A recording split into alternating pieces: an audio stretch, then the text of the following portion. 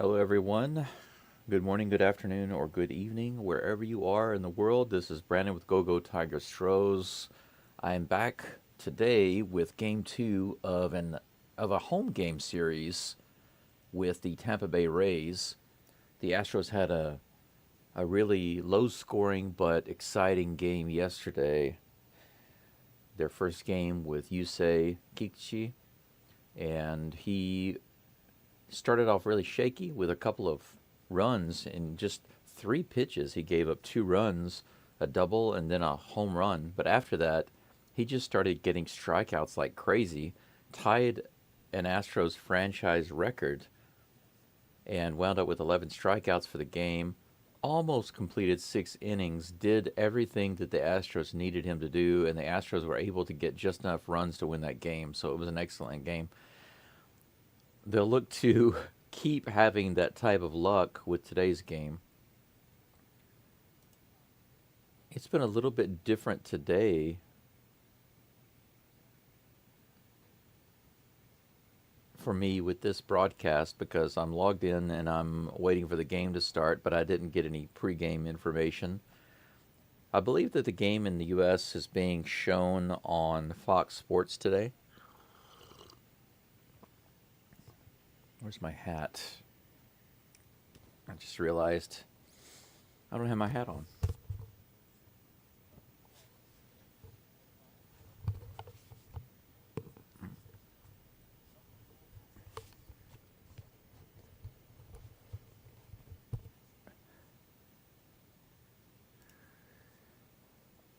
Yeah, the game is scheduled to start in just a few minutes.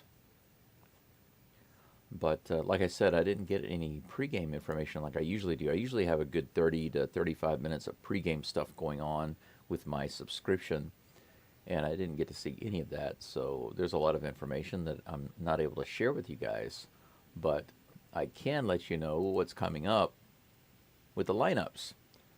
Ronel Blanco is going to be on the mound today, and by the way, I do always put that on the screen for you.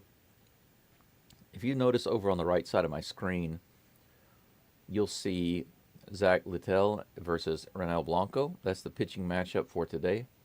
Of course, the Astros and the Rays are playing in Houston at Minute Maid Park.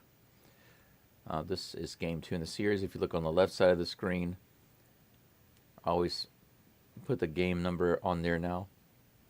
And in the lower right corner of the screen, by the way, this part I have to manually update.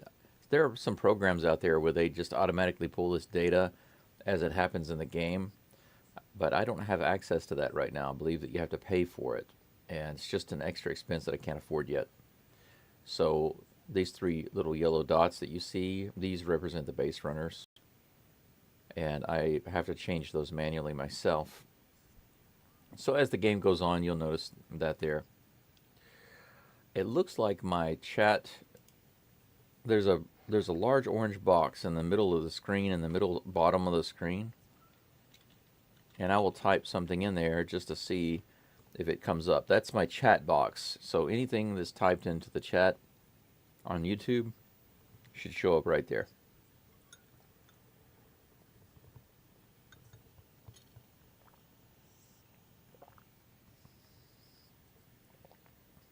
There's a delay on that, maybe 10 or 15 seconds or something.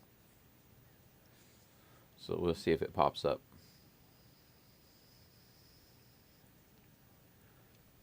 It should pop up. If it doesn't, I'll have to look at the settings. Yeah, I believe it is working. Wow, that's a long delay.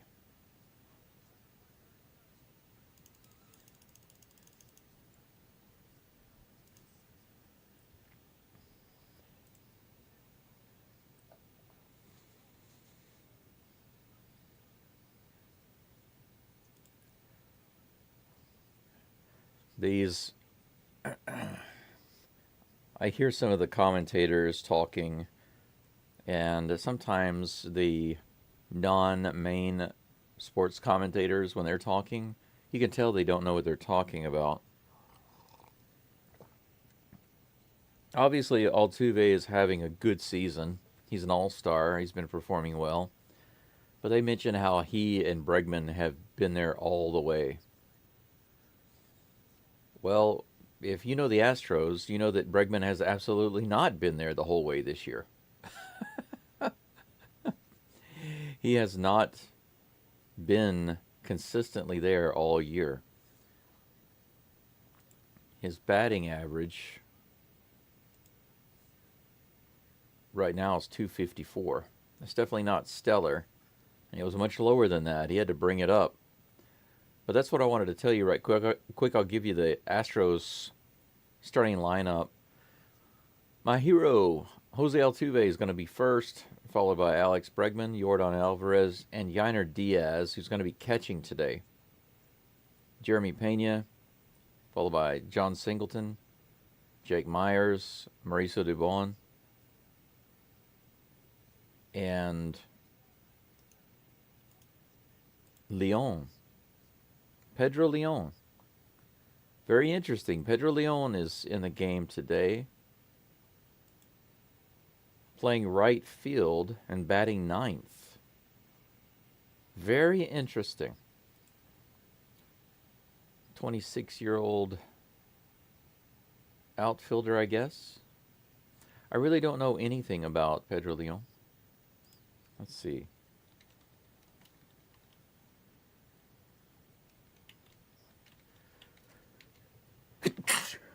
Sorry about that.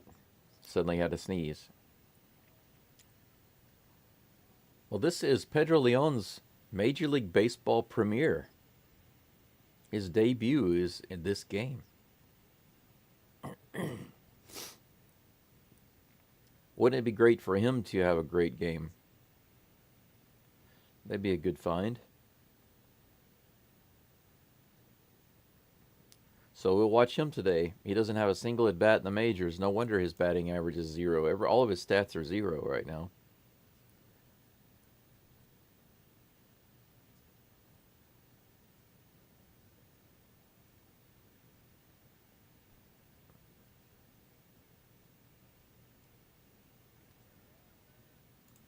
Tampa Bay Rays have, I believe,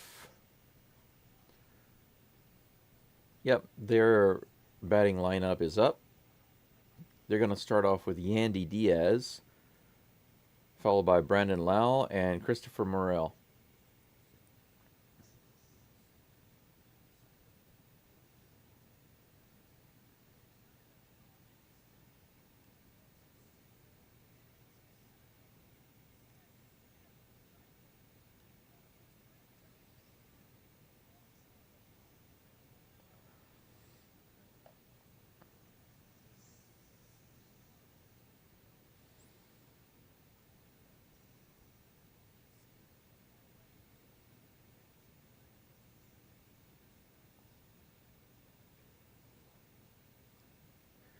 Rest of the Rays lineup after Morel is Josh Lowe, Jose Caballero, Ben Rordvedt, Jose Siri, Taylor Walls, and DeLuca, Johnny DeLuca. Ronel Blanco is up on the mound. Looks like he's more than warm. So it seems that we are getting ready to start here. Yandy Diaz is in the box, and here comes the first pitch of the game. Fouled up. It looks like it's going to float out of play. Strike one.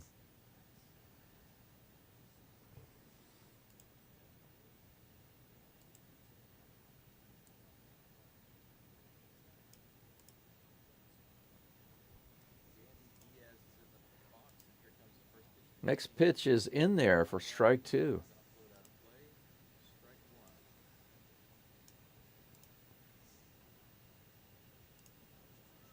Oh and 2 is the count. Blanco has the sign. Here comes the pitch. A little inside. Ball one. It was such a strange start to today's live stream because they're going through a different affiliate today. Next pitch is fouled away. Count remains 1-2. Sometimes these games go through different networks. Today it's through Fox. So there was no pregame stuff for me. That one was in the dirt. 2 balls, 2 strikes.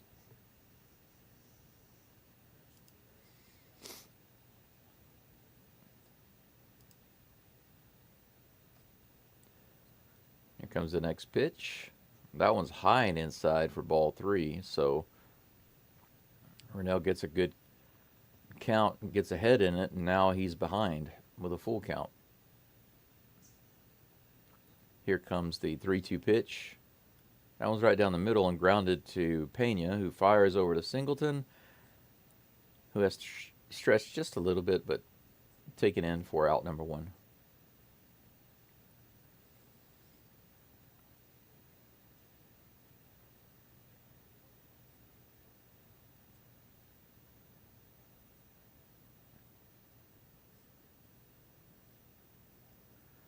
Looking forward to seeing how Pedro Leon does today. Brandon Lau is now up. First ball to him is a ball, high and out of the zone. Here comes the second pitch. That one's just outside, about 5 or 6 inches. That'll be ball 2, 2-0.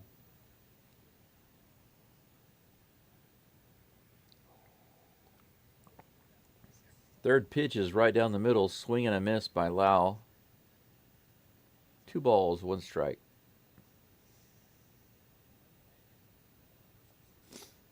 Man, Lau's helmet looks like it's from 40 years ago. Check swing right above the zone. That was close, but it'll be ball 3. 3-1 is the count. Must be pretty humid in Minute Maid Park today. Ronel Blanco already sweating up a storm. This one's hit out to left field.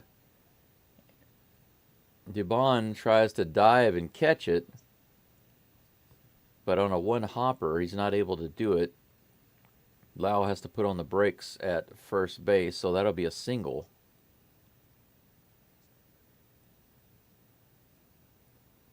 Yeah, Dubon looked like he really wanted to dive and go for that ball, but he wasn't quite able to get there. Luckily, he was able to block the ball enough to keep Lau on first base, but we got 1 out, 1 runner on first base.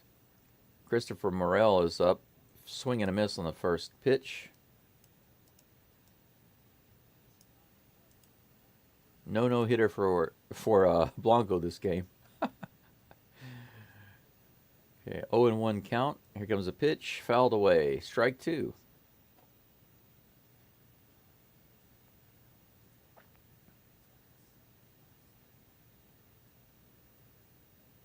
Morel back in the box.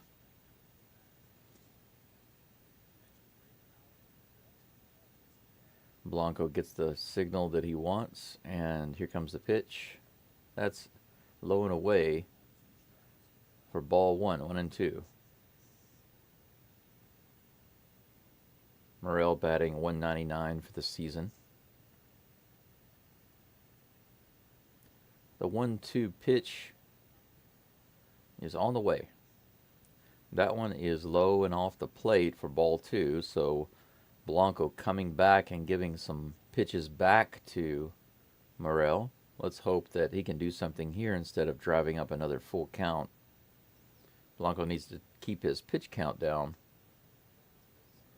Here comes the 2-2 pitch. Swing and a miss on a high fastball. Well-placed fastball. About 90, was that 93? It wasn't on the screen very fast, or very long.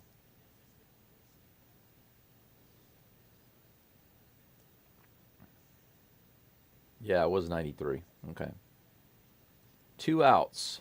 Runner on first. That brings up Josh Lau. Here comes the pitch to him. First one is hit out to left field. Should be no problem for Mauricio Dubon, and it is. He puts it away for out number 3. So that'll be it. Astros and Rays are tied going into the bottom of the first. Jose Altuve will be up in just a moment to lead the Astros off. I'm going to mute that. These commercials are a little bit distracting when I'm trying to look at the information and give it to you guys. But I will say that I've noticed the difference between listening to the standard broadcast of the game using the Astros affiliate versus using the generic Fox Sports affiliate is quite different.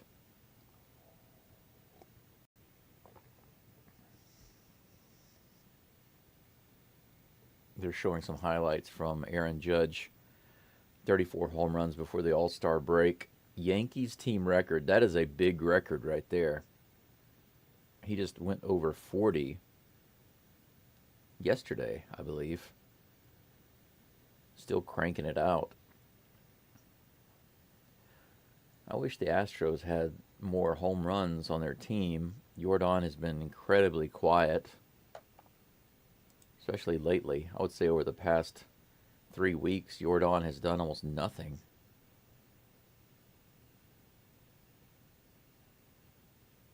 Very disappointing performance overall for Jordan recently. And I believe he's still sitting at 20 home runs, is it? Took him forever to get to 20. And when he finally got there, he kind of camped out. He's going to be lucky at this rate to get to 30. He's been threatening, putting the ball occasionally close to the warning track or foul. But to be honest, he hasn't hit a lot of really hard stuff. He's been getting singles and grounders and stuff through the hole. He hasn't been making solid contact recently.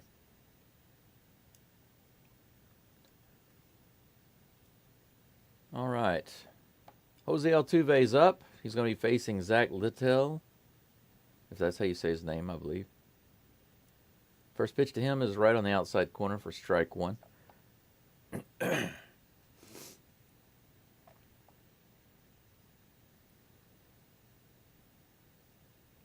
Altuve, my favorite all-time Astro. When I was growing up, I was a Glenn Davis fan. Glenn Davis, the big bopper. But Altuve has just completely won me over. Not only is he my favorite current player, but he's also my favorite player of all time. He's earned that spot. Second pitch is out for a ball. Littell quickly goes into windup for his third pitch. Puts another one outside. Altuve swings and misses. That's going to be strike two. 1 ball, 2 strikes. Here comes the pitch. That one's outside. Altuve holds up. Counts even out, 2-2. Let me take this runner off the base. No one on base. 2 balls, 2 strikes, no outs here in the bottom of the second. Altuve looking to make something happen. He's wiggling the bat. Here comes the pitch, and he fouls it away. Bounces it over towards the dugout.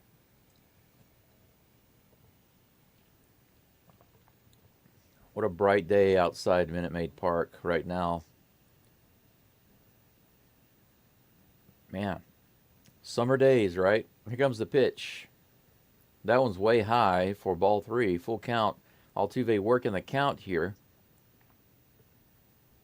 Not a bad at bat. He's got 1 bad swing, but the rest of the time he's been kind of locked in. Let's hope he can get something going here. Here comes the pitch. That's outside, ball 4. Altuve's on base. Excellent. Good job. Excellent at bat by Altuve to be patient. He did get a little out of hand on 1 pitch that was way outside, but after that, he got focused in. The only swing he had after that was at a pitch in the zone. The other ones he laid off. Good job. Alex Bregman is up now with Altuve on first base. Here comes the pitch. That one was right on the edge of the zone, but Bregman was kind of in on the batter's box, so he didn't swing. But unfortunately, that's strike 1. That would have been a difficult pitch to hit. Here comes the next pitch.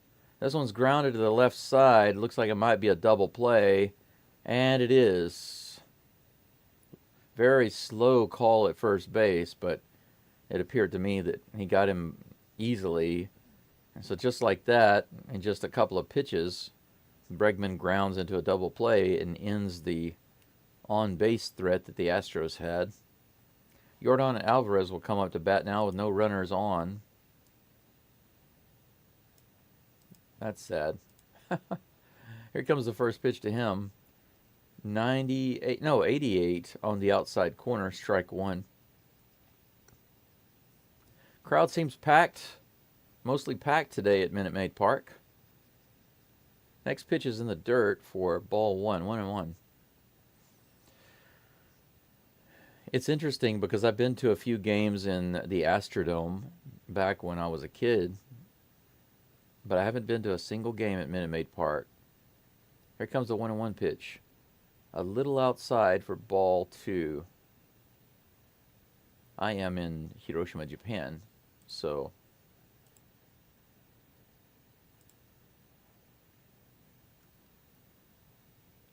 here comes the pitch. This will even it up as Yordan makes a bad cut at a terrible pitch in the dirt. 2-2 is the count with 2 outs.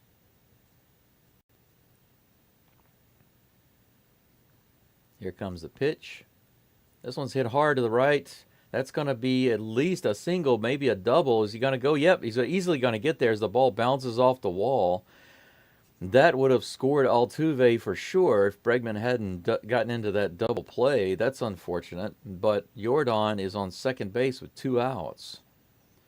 Man, Yordan finally comes through with a nice extra base hit, and Altuve is not on base.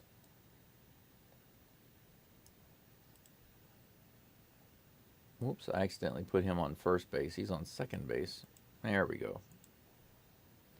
That will bring up Yainer Diaz, who's been incredibly hot. First pitch to him is right on the inside corner for a strike. And I realized I'm out of coffee, so I can pour some more. Yainer's back in the box, ready for the pitch. Man, a nice cut, but a swing and a miss. That's going to be strike two. So Littell out in the count, 0-2. Yordan on second. Diaz with an 0-2 count. 2 outs. Here comes the pitch. This one's fouled back and away. That pitch was way outside the zone, but Yainer went after it, fouled it back. Count remains 0-2.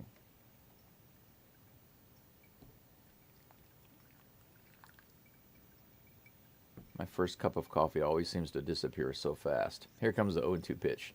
This one's grounded to third. It looks like it's going to be an easy play at first, and it is. That's it for the Astros in the bottom of the first. So the walk by Altuve and the double by Alvarez are of no use to the Astros, who go down, and we'll head into the top of the second. Blanco will be facing Jose Caballero, Ben Rorvet, and Jose Siri.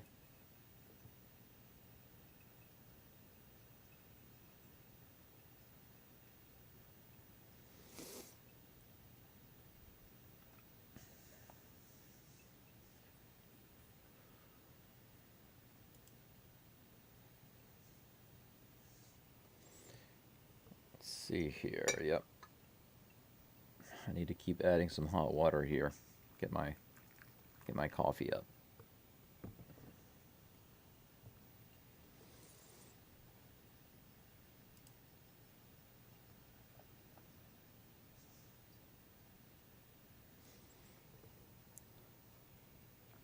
Not too much drama here in the early part of the game.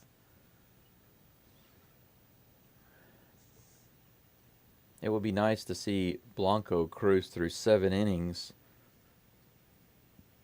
without giving up any runs. He had a little extra rest because of Yusei Kikuchi's game.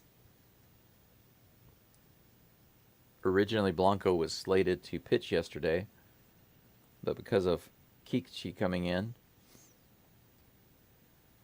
He got a little extra rest.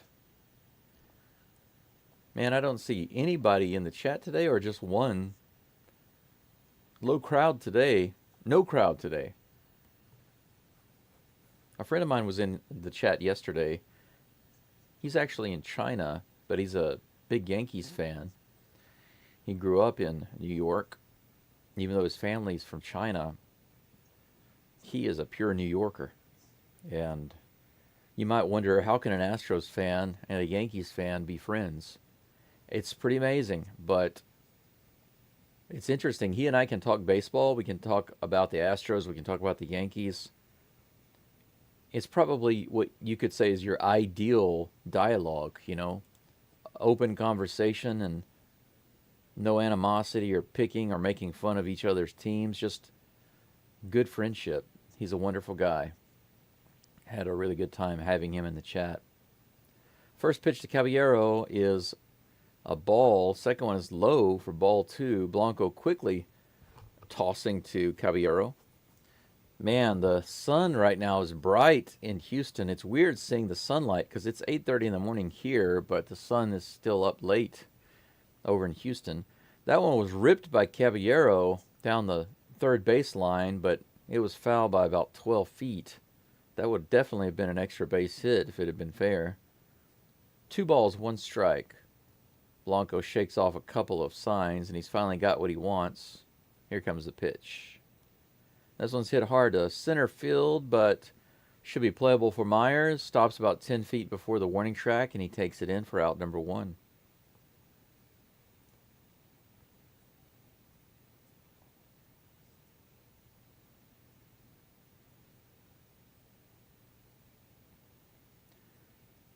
And that will bring up Ben Roorved. Roorved? Is that how you say his name?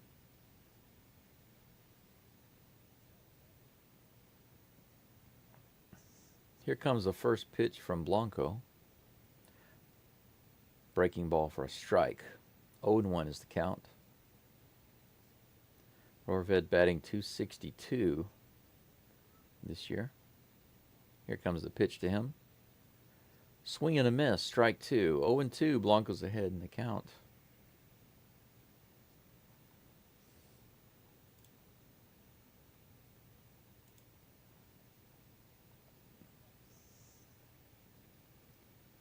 Roorved. That's what they're saying, but I don't even see a K in his name. Here comes the 0-2 pitch. Check swing, did he go? They're going to say he didn't. That'll be ball 1. 1-2 is the count. And I need some more hot water in my coffee. This will be my second cup, the weaker cup. The 1-2 pitch comes in, and that's a little low and outside for ball 2. The count is now even.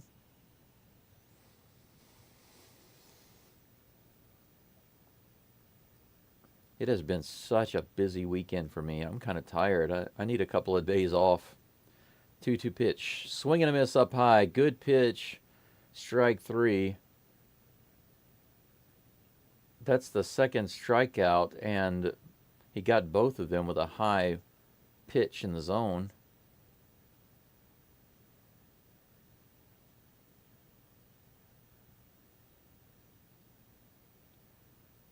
Jose Siri's up to bat with 2 outs. Here comes the first pitch to him. That's a bouncer in the dirt. Ball 1.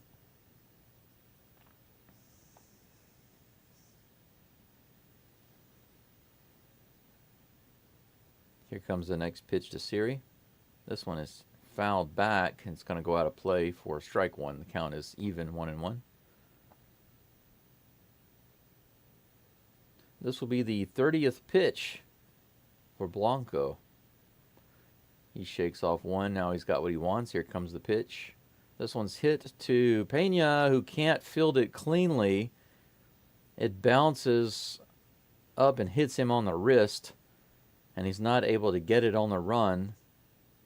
Most likely going to be an error. Pena was probably going to be able to make that play. They might not give him an error, but I would think that they would. He had a good chance to catch that ball. Oh, they're saying it's a hit. You got lucky. Runner on first. First pitch to Taylor Walls is low and inside for ball 1.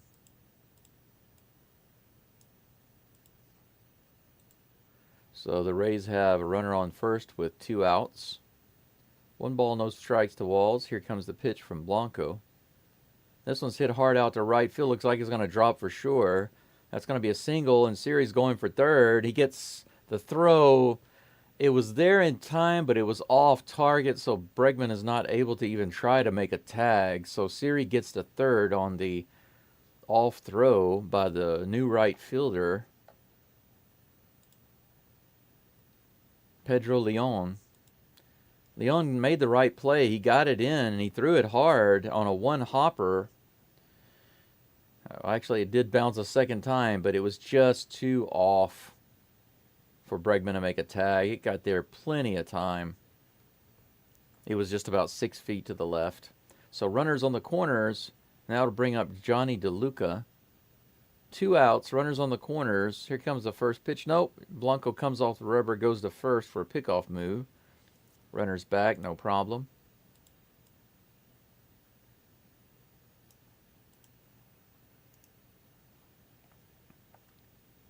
DeLuca still waiting for the first pitch from Blanco, which is now on the way.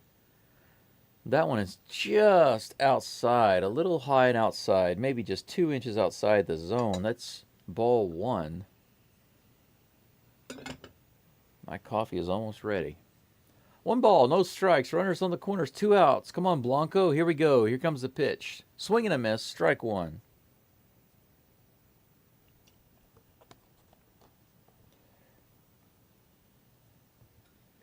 Count is even, 1-1.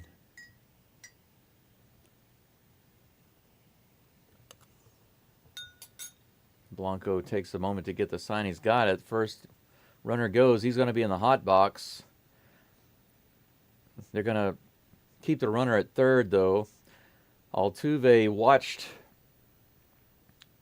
the runner at home. Siri was trying to go home during that hot box play. Diaz made a really good throw to catch the runner at second in the hot box, but Altuve decided to throw home to keep Siri from scoring, and the Rays were able to get back to base, no problem. And Walls actually manages to get to second on the play, but guess what? Next pitch to DeLuca is swing and a miss, and that's strike 3. And that was a strange series of plays to call, but essentially, Siri was on third. He tried to come home whenever Walls tried to take second base. The throw by Diaz was excellent, so they had him in the hot box at between first and second. So Siri tried to sneak home. Altuve made the throw home to stop him, but he was able to rush back to third, and Walls was able to get to second base, so he gets a stolen base. However, the very next pitch, it didn't matter. Blanco struck out the batter, end of the inning. I'm glad that Blanco got that strikeout instead of the out on the base tags. It's better for him, I think. Better for his confidence, better for his stats.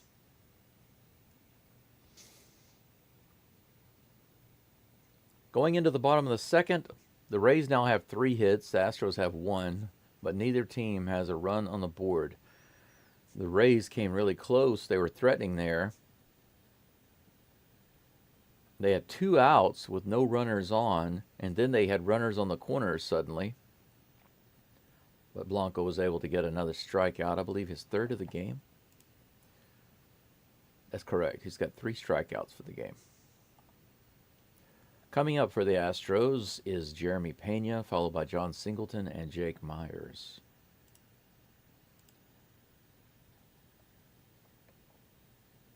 I'm not quite sure why the weekend game right now, it's not getting too many views right now. It says I have 1 person watching. whoever you are, wherever you are. Thank you for being here. Thank you for listening in. I don't see any messages in the chat, so if someone is just listening, I appreciate that. I am broadcasting from Hiroshima, but if you've been to my channel before, you probably already know that. It's been really, really hot here recently. Japan has hit some record temperatures the past few days.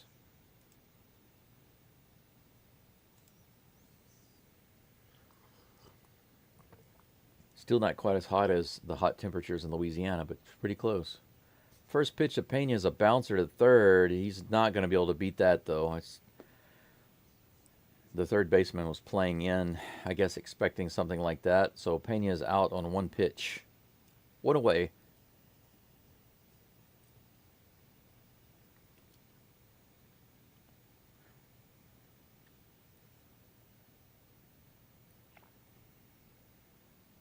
Seeing some updates on Verlander. I'll give that to you in just a minute. Right now, we have John Singleton. Big John Singleton takes a strike right on the outside corner. 0-1 is the count to him.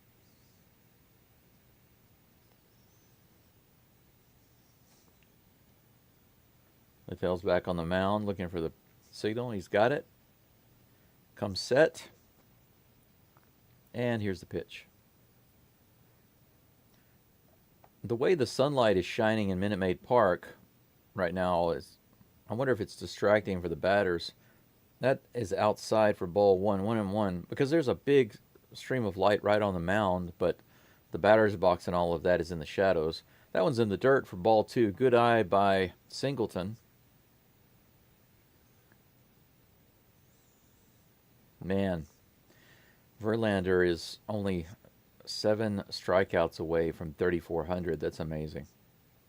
11th all time. Here comes the 2-1 pitch to Singleton. That one's in the dirt and bounces away for ball 3. Glad to see Singleton not swinging at garbage right now.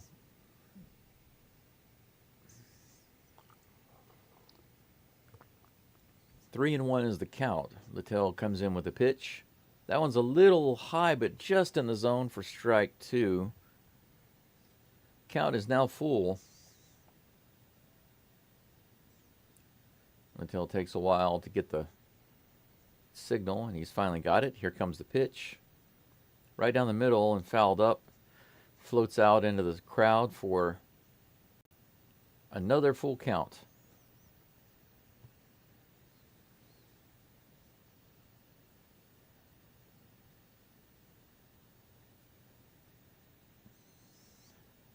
Here comes the other 3-2 pitch. Again fouled away by Singleton. He'll remain alive for yet another 3-2 pitch.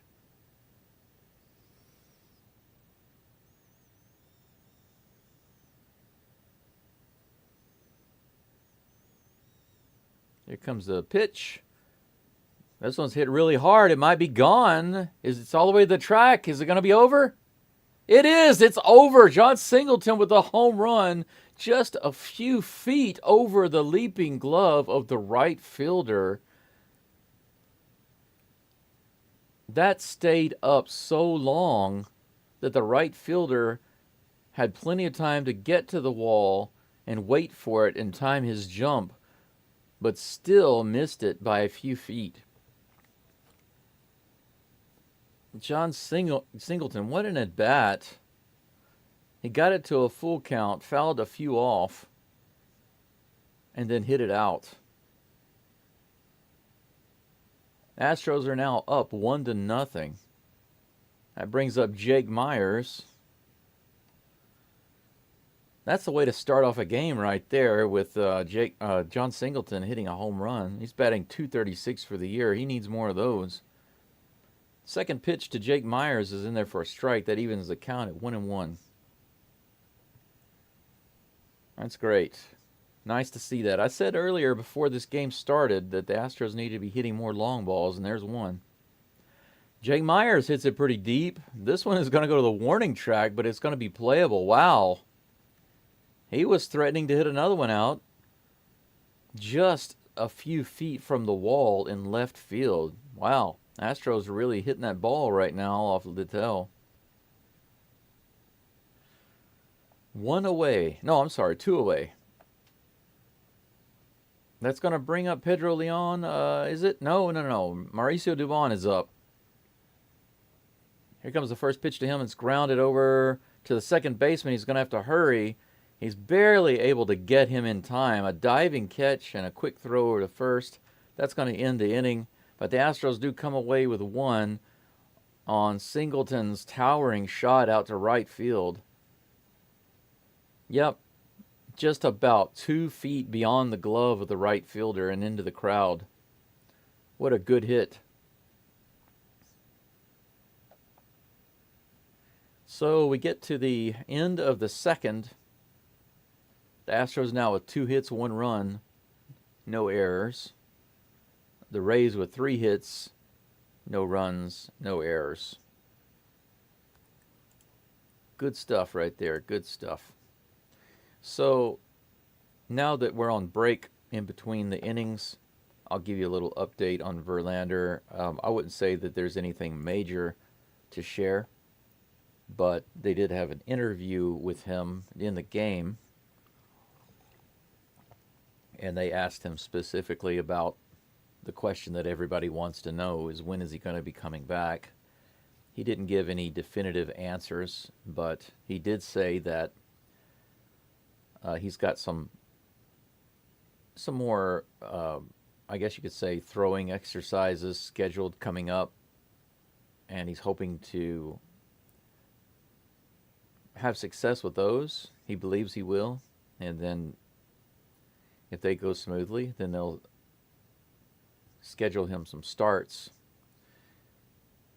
probably in I don't think in the games, not game starts, but I don't know how to explain it. I don't think that these are like minor league starts or AAA starts or anything like that. They might. They do that sometimes when they get guys back and they need to give them a lesser stress start to make sure that they've got all the kinks worked out. They let them do like AAA starts. He might do some of those. He's done that before. It's probably what they're going to do. And then if that goes well, he'll be back in the rotation to start some games for the Astros. So nothing really definitive, but it was nice to hear that they're working with him and trying to get him back.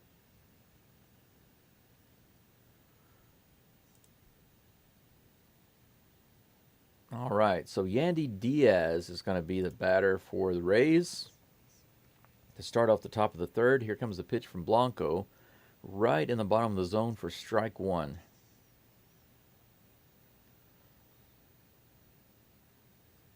Yandy's got some beefy arms. Here comes the 0-1 pitch. Oh, wait a second. I just missed something there. That was actually strike 3, a whiff. A really lousy swing by Yandy Diaz. A swing and a miss on a pitch way outside. Fooled him. Strike 3. Apparently Blanco already had 1 strike on him whenever I got back to the game. I was looking at my stats on the screen. So that's 1 down. First pitch to him, Brandon Lau is floated out to right field all the way to the warning track.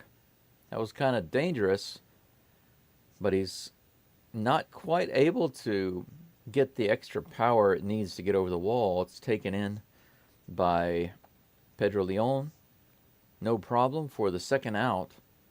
So just like that, the Astros already have 2 outs on 4 pitches.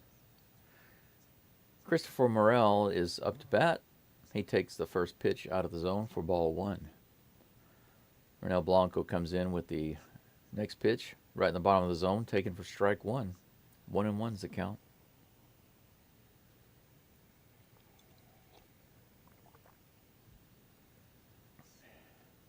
Here comes the next pitch.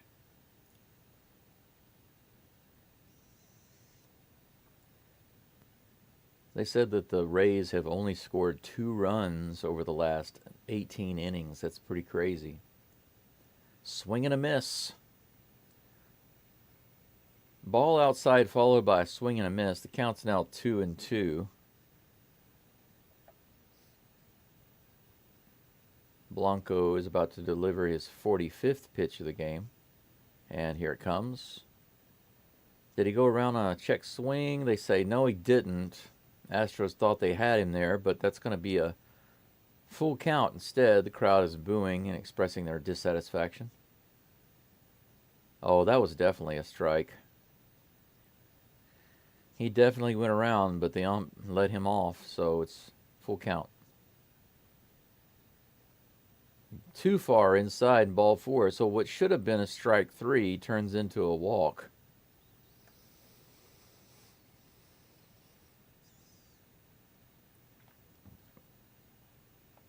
So now the Rays have one runner on first base with one out.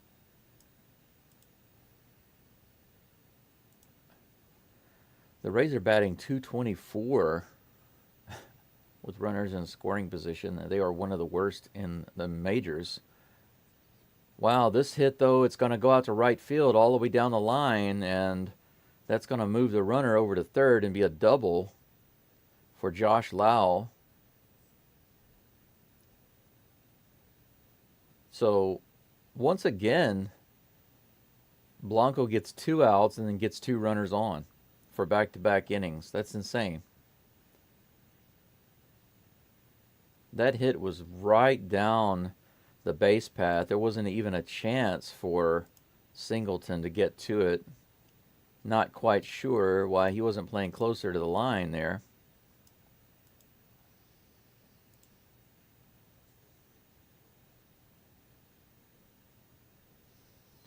All right. Well, the good thing is that throw from right field from Pedro Leon was kind of a blast. He threw it all the way home, and on one bounce got it to Diaz really fast.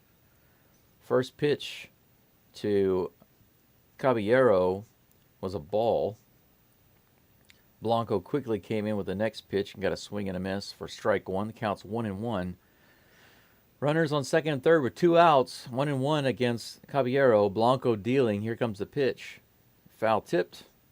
Strike 2. 1 ball, 2 strikes. The bell rings out in Minute Maid Park. The crowd cheers a little bit, wanting that strikeout.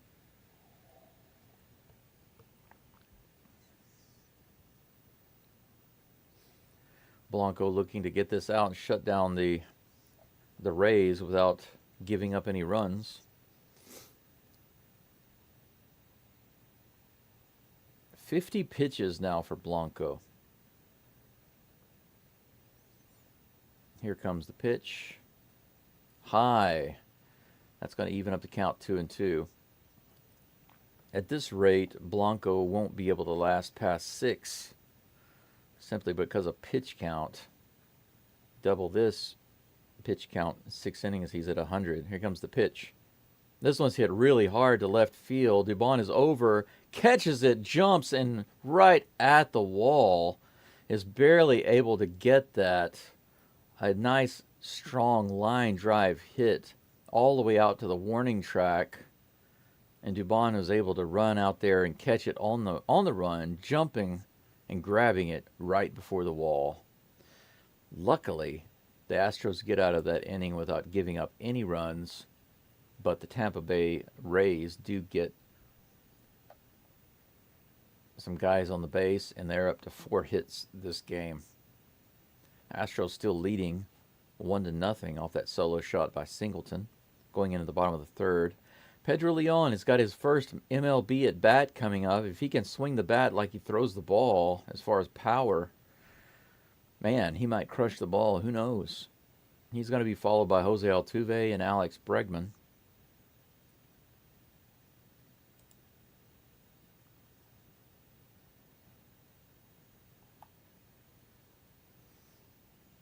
Take this opportunity to say thanks again to everyone who's listening in, people who've joined the stream, liked, subscribed, left any comments. I appreciate you being here. I'm still on a test run with this channel. to gauge its sustainability. Originally, I was just going to call Astros games, but I thought if I just call Astros games, then during the off season, there's nothing for me to do as far as live streaming. There's only so much content you can create during the off season. And since during the baseball off season, I like to watch the LSU Tigers football team, I thought I can just combine those into one channel and then alternate. So during the baseball season, I can call Astros games, and during the collegiate football season, I can call LSU Tiger games. That's my thinking. The good thing is that with the LSU Tiger games, I get a much nicer break. Right? I call one game a week for those games, but with the Astros games right now, I'm on summer break, so I'm able to call probably about 80 to 90% of the games. But in about 15 days or so, around 2 weeks from now, I'll be back in school. Pedro Leon's Major League debut, very first pitch to him from Liddell is fouled away, grounder to the left side. That's strike one. Some people in the crowd holding up some Pedro signs. Let's see what Pedro can do. Number 4, that's my lucky number. Here comes the second pitch to Leon. That's high for ball one. I like his batting stance. He gets in there. He looks strong. Let's see. 1-1 count. Here comes the pitch. Low pitch, swing and a miss. That breaking ball fooled him. He calls timeout. Takes a moment to readjust his batting gloves, gather himself, stretch. Come on, man. I want to see you get a hit here. Looks like a strong young guy. 1 ball, 2 strikes to Pedro Leon. Here comes his next pitch. This one's hit hard. Oh my gosh. He just missed a home run for his first major league at bat. That was a crushed ball out to left field. It went into the upper deck, but it was fouled by about 20 feet. Wow, that gets the crowd cheering a little bit. 1 ball, 2 strikes. Here comes the next pitch from Littell. That's going to be a hit. It's going to be a double. If he can make it, he's rushing really hard into second. Is he going to get there? No. They call him out at second base. He slides into second. That ball was hit all the way to the wall. It bounces and hits the wall. The Astros are going to challenge this call at second base. It looked like the throw was there in time, but he slid all the way to the right of the bag and went around it. From that angle, it was difficult to tell if he was in there. But what a hit. The umps are going to take a look at it. We're going to see the instant replay now. He is safe. Oh, but he did come off the bag.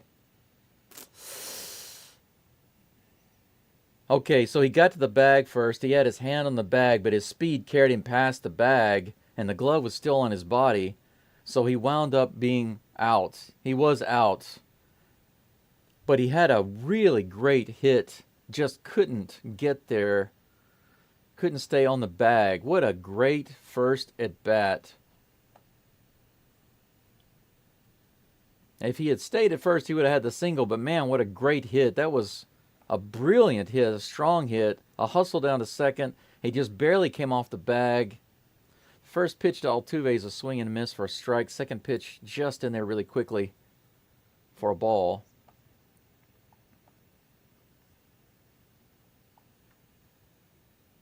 Man, that was great. 1 hit. So Pedro Leon does get credit for a hit, a single.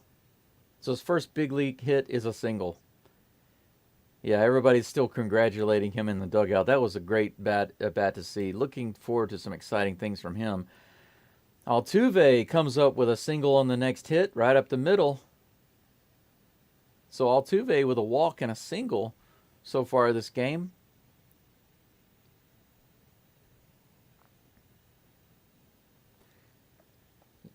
Leon hit that one so hard off the wall in left field.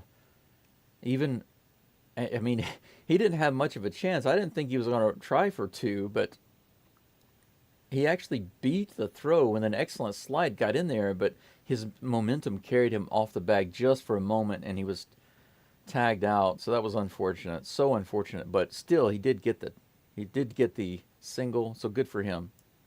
First at bat in the majors, gets a brilliant single. Bregman is up with one out. Altuve on first. Here comes the pitch. This one's hit. Looks like it might not drop. Yeah, it's caught. Diving catch by Siri. Altuve runs back to first base. Looks like Siri's hurt. He's down on the grass. He might have gotten the wind knocked out of him. It looks like he's laughing. That was a good catch. Yeah, he dove forward, but instead of a sliding land, he landed hard on the ground. He almost face planted on that. Good catch, but unfortunately,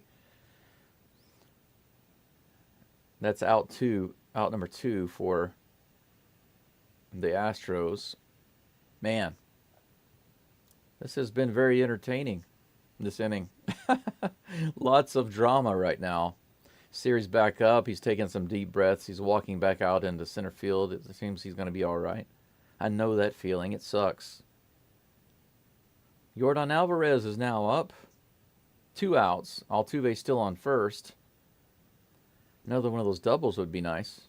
Swing and a miss by Alvarez. 93 miles an hour up and outside. No balls, 1 strike.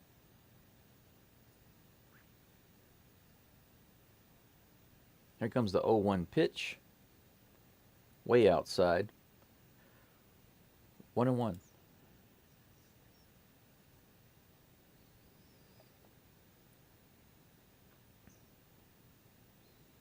All right, 1-1. 2 outs. Altuve on first. The pitch to Yordan. Little outside. Good call by the ump. Ball 2. Man, if Leon had been safe, whew, this inning would be even more interesting. Here comes the next pitch to Alvarez. That's a little inside. That's going to be ball 3, 3-1.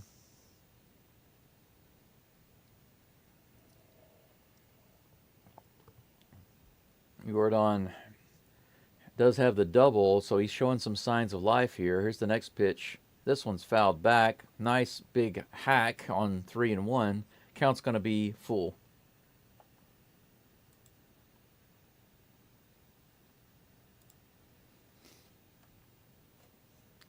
Three and two, 2 outs, runner on. Here's the pitch to Alvarez. This one is hit in the air to center field. It's going to be caught by the shortstop. He's able to run back there and catch it over his shoulder. Another really good catch by the Rays fielders to end the inning and the threat from the Astros. But the Astros do get 1 hit, or actually 2 hits, with Altuve's hit and Pedro Leon's first major league hit. Don't score any runs, but it was a very entertaining and amazing inning. But it was nice to see all of the Astros in the dugout just, congratulating Leon on that hit. And my gosh, that very first one that he fouled off out in left field, that was such a strike. That thing was crushed to the upper deck.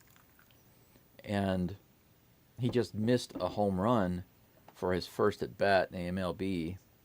But he did come back with a really nice, strong hit that went all the way to the wall, very fast. And because of that, he had to hustle to get to second.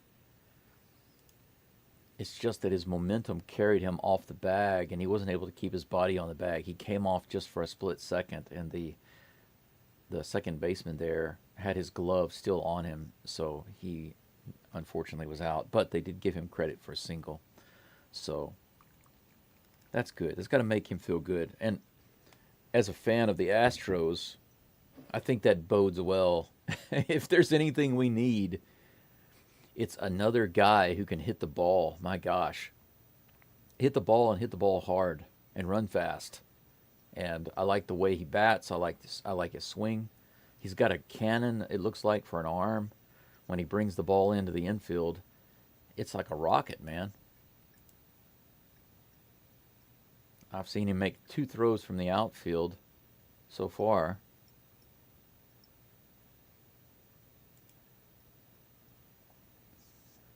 And both of them were strong throws.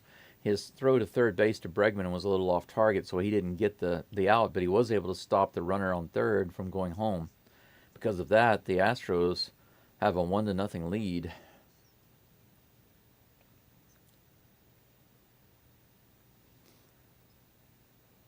The only team in the majors that has a longer postseason appearance streak, the only team with a longer streak than the Astros is the Dodgers. I can't stand the Dodgers. Actually, it's primarily the fans. It's not the team, it's the fans. First pitch is in there for a strike. Ben Rortvedt is up to bat. Second one is in there for a strike. So he takes 2 pitches in a row from Blanco, and he's down in the count 0-2.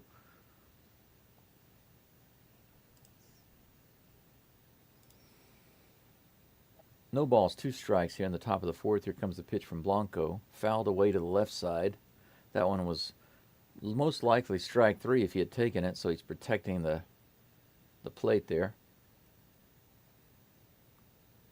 55 pitches now for Blanco.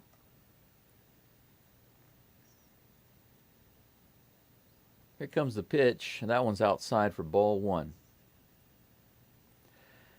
Man, I don't think I've seen such an interesting, fun game with just 1 run on the board. This one's chopped foul for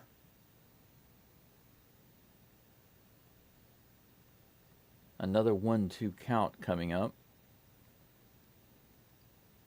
No outs here in the top of the 4th with Ben Rortvedt batting for the Tampa Bay Rays. But it has been an entertaining game so far. This one's hit high. Bregman is back. Looks like he'll make the play. He's calling for it, and he's got it right by the foul line. No problem. He tosses it to Pena, who throws it back on the infield. That's going to be out number 1. Wow. Ronel Blanco with the slider, the changeup, and the 4-seam fastball. He's the only pitcher in the MLB to be under 200, to have all of his opponent's batters under the batting average of 200 in all 3 categories. That's amazing. First pitch, fastball, up and in, strike 1. Siri looks a little confused by that, but it was right on the corner. 0-1. Here comes the pitch. Ooh, just barely outside. Ball 1, 1-1.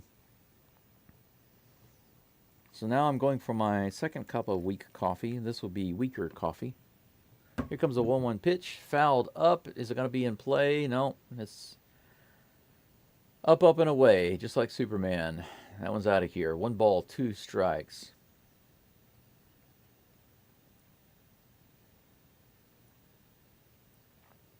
Here comes the pitch. This one's also fouled away. Siri not able to straighten it out, but he makes Blanco keep working.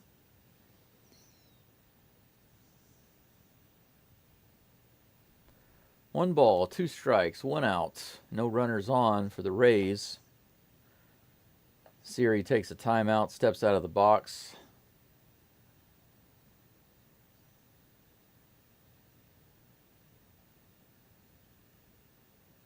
Now he's got the sign. Here comes the pitch. That's going to be high for an even count, 2-2.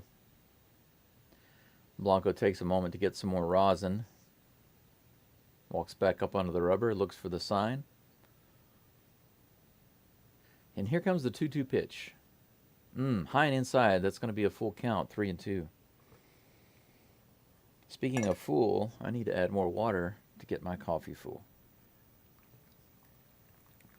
3-2 pitches on the way. This one's fouled off of Siri's foot. Bounces to the left side there. Count remains 3-2. Blanco now up to 65 pitches.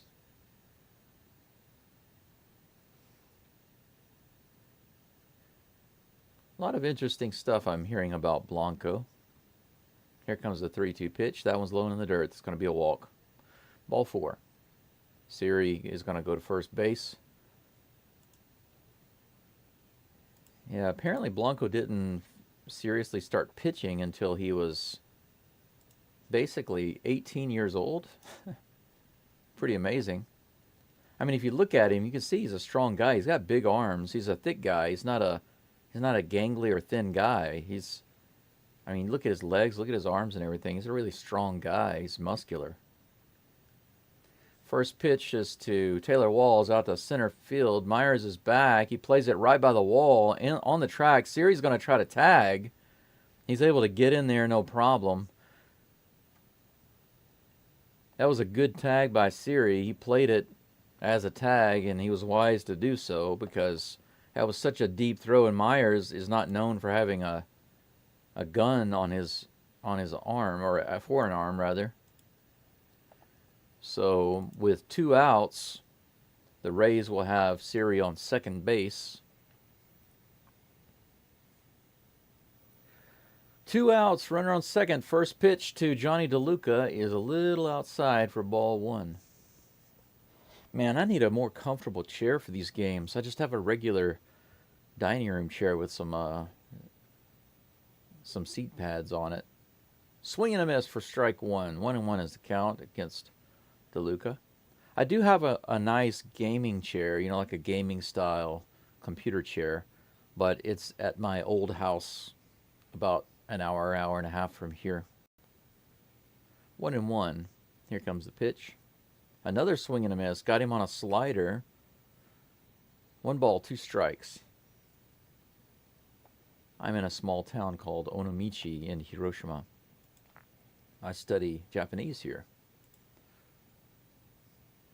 But I bought an old house to renovate, and it's in East Hiroshima. It's further north. And some of my stuff is still out there. 1 ball, 2 strikes. Here comes a pitch. Another swing and a miss on another slider.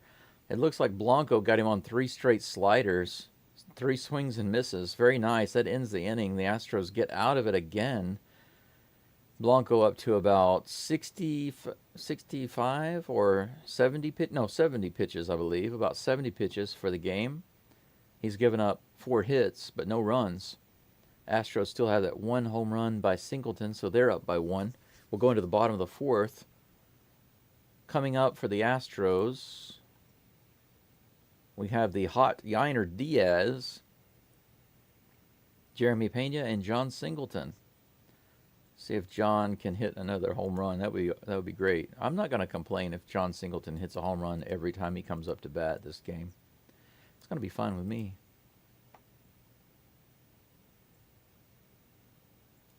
All right. All right, guys. I'm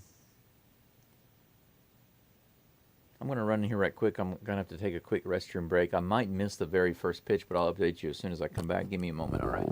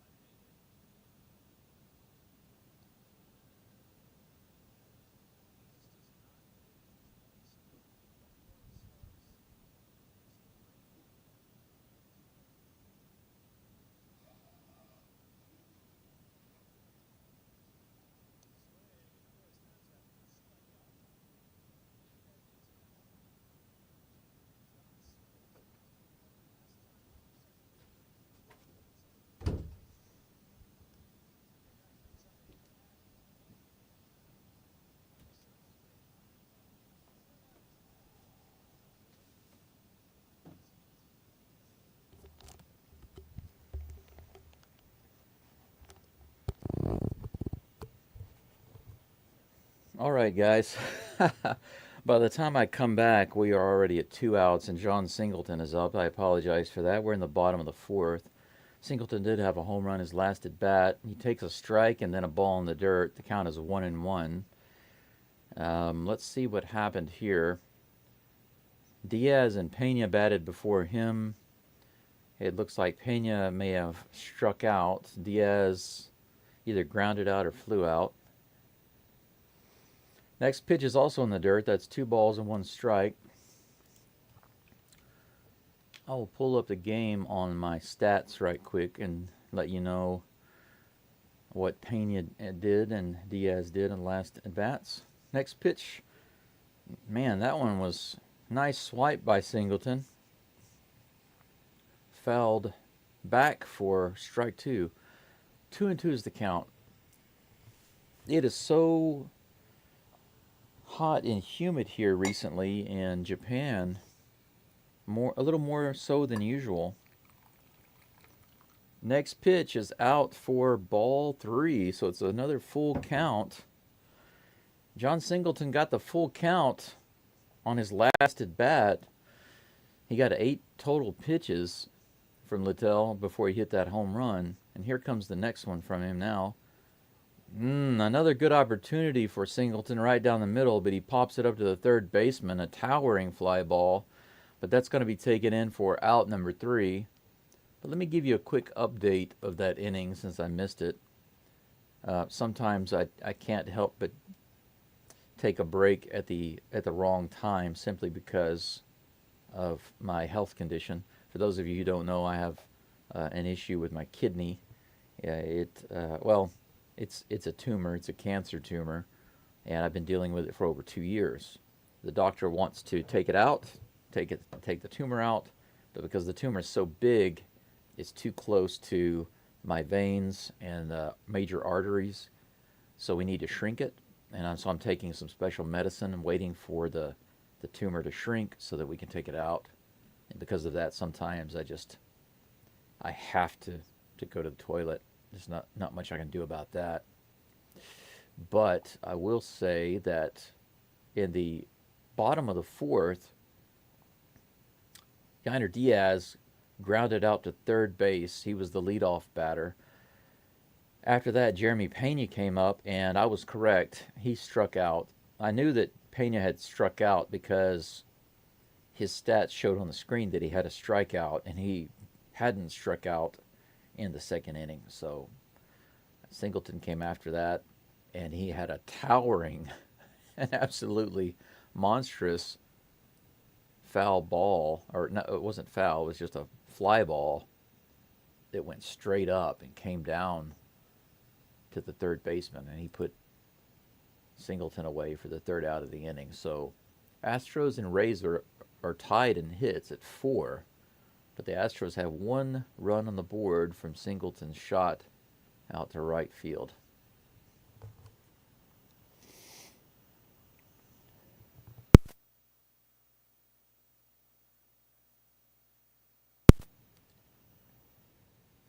I had a sneeze coming on, so I muted the microphone. I didn't want to scare you guys with a really loud sneeze. Sometimes they come up so fast, you don't have time to react. And that's unfortunate, but just now I was able to hit the mute on the microphone. I might have another one coming up. That's ridiculous. They're showing the catch by Siri while giving an Apple Siri ad at the same time. That's silly. Yandy Diaz is up to bat. He takes a strike, and the very next pitch he grounds over to Singleton, who makes a good diving catch, tosses it to Blanco, who covers first base and gets the out on the first 2 pitches of the top of the 5th. Good play by both teammates there.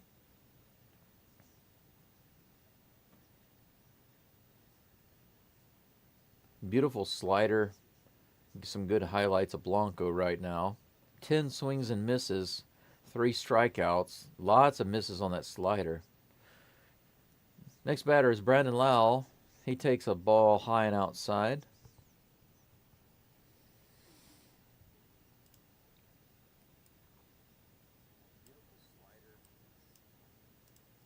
Next pitch is right in there for strike. 1-1. And my coffee is ready. Just need to add a little bit of milk. 1-1, 1 out. Here comes the pitch. And this was grounded right up the middle. Altuve was playing too far over towards first base. So that one's going to be a single right up the middle between second base and Altuve, the diving Altuve. I don't know why he dove. I always think it's funny that Altuve dives. It reminds me of those baseball games that I used to play on the Nintendo way back when I was a kid. You could always dive for the ball. Even if it was way out of your ability to catch, you could dive for it. First pitch to the next batter, Christopher Morel, is high for a ball. Rays with one runner on and 1 out.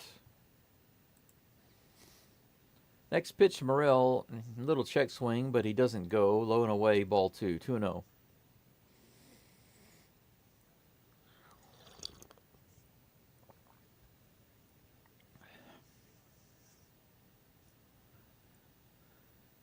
Ronel has the sign here, and here comes the pitch.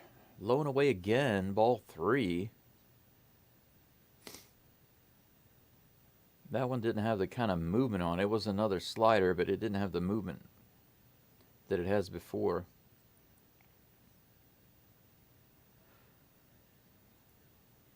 Three balls and no strikes. Here comes the pitch. That's a 97-mile-per-hour fastball right on the outside corner for strike 1, 3-1. Good pitch by Blanco. Didn't look like Morel was going to be swinging. Here comes the 3-1 pitch. This one's skied up and back. Diaz looks for it, but it looks like it's going to be out of play, so that's a full count. So after 3 straight balls, Blanco comes back with 2 strikes. With 1 out, 1 runner on, Morel's got a full count pitch coming from Blanco. Blanco is now up to 81 pitches, and here comes the 82nd. Swing and a miss. High inside fastball. Beautiful pitch. Perfectly placed. Gets the strikeout. That's his 4th strikeout. Interesting stat about Ronel Blanco this year that you guys might not know. Of course, you know that Blanco I was wanting to say Blanca just there. I'm thinking Street Fighter. Blanco has had a good year. You know that. But did you know that he hasn't given up more than 6 hits in any game this year? Did you know that? Pretty interesting. Swing and a miss by Josh Lau. Strike 1. 0-1 with 2 outs, 1 runner on. Here comes the pitch. That one's grounded down the right base, or the right side by first base. 2 strikes, 0-2. I don't hear the bell. I didn't ring the bell for some reason. Crowd's kind of quiet. It's interesting that the crowd has to have something like that bell to get them to go, whoa, get a strikeout. It's 0-2. Here comes the pitch. This one's hit hard out to right field. That's going to soar out. That's gone. On an 0-2 pitch, Blanco leaves the ball over the plate, and Josh Lau makes him pay by hitting it out. 2-run home run. So just like that, here in the top of the 5th, the Astros are now down 2-1. Blanco gives up a really good pitching performance. And now the Astros are going to be right back in the position they found themselves in several times recently, where they're not scoring runs and they're down by 1. Let's see if they can actually come back and do something here. But Blanco was very angry about that pitch. He struck his glove. He should be. How can you throw a pitch right over the plate like that with an 0-2 count? You had so much to work with there. He could have thrown another slider. 0-1 pitch to Jose Caballero. Swing and a miss. And then Blanco quickly coming in with the second pitch, but that's high for ball 1. 1-1. Big mistake by Blanco on an 0-2 pitch of all things. Next pitch is fouled right down the third base line. That'll be strike 2.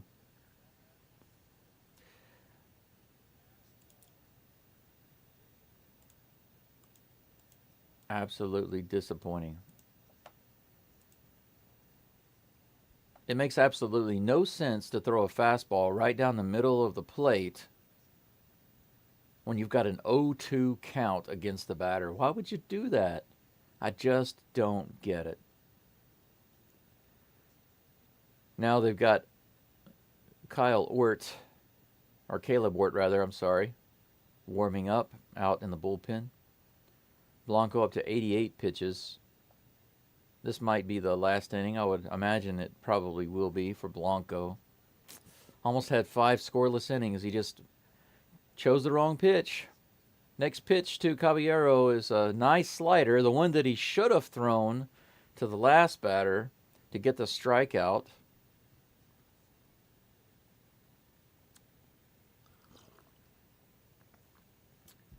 Astros down at the end of the top of the 5th, 2-1.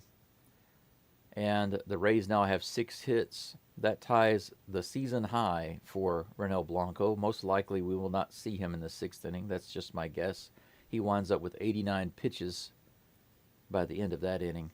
What an absolutely disappointing choice. It wasn't even about placement. The placement was bad, okay? The placement of that pitch was definitely bad. But the problem with that was that it was just a bad pitch selection. I don't understand why you would throw a fastball on an 0-2 count. Okay, I'm checking live stream here. It looks like we've got some comments from Greasy Mac. Thanks for joining in.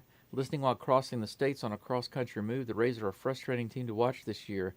They refuse to bring up their top prospect, Caminero, and field a 100 hitting catcher. Oh my gosh, yes. I've noticed that some of the batting averages are quite low, and it makes me wonder because if you know anything about the Astros, they've had to let some guys go. Like Jose Abreu, they paid him a ton of money to come over last year.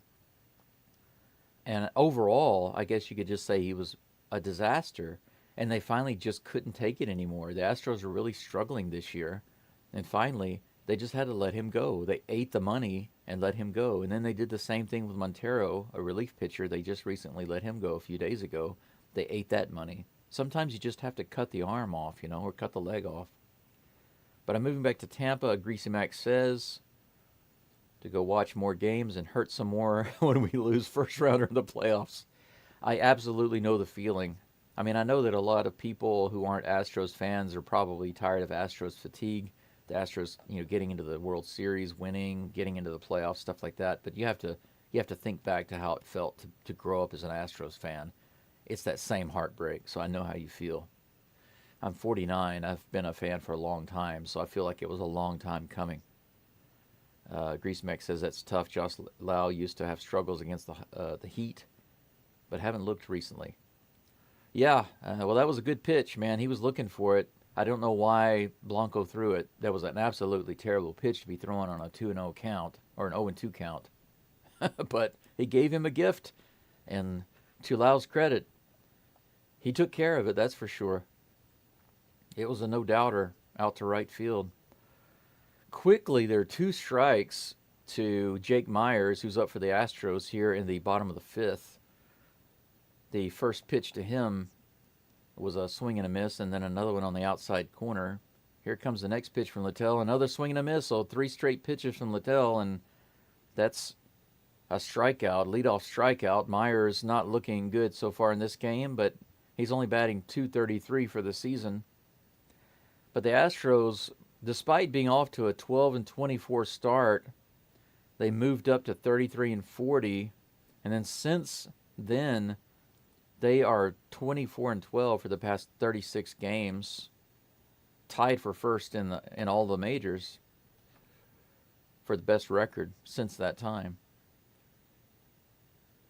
Dubon grounds out to shortstop. That's going to be 2 quick outs for the Rays against the Astros. So the Astros not doing anything once again, playing very frustratingly with the bats. Just another one of those games, man. Very close, tight game. It's been entertaining. I have to say that. That brings up Pedro Leon, who had his first major league hit in the 3rd inning. hitting the ball really hard and strong out to left field, but he was tagged out at second trying to advance that hit. First pitch to him is a ball. The next one is fouled up, and it looks like it's just going to get out of play. That's going to be strike one.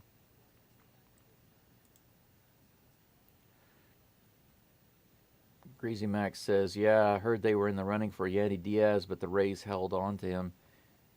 Yeah, and if you look at Yandy's stats, I mean, 272 batting average, I'm not going to complain about that. That's much better than some of the guys we've got. I mean, the Astros overall have a pretty decent batting average, or one of the best in the league. They just got a couple of guys in the lineup that just consistently are batting low. I mean, Myers is batting 233. I'd love to replace his bat with somebody like Yandy.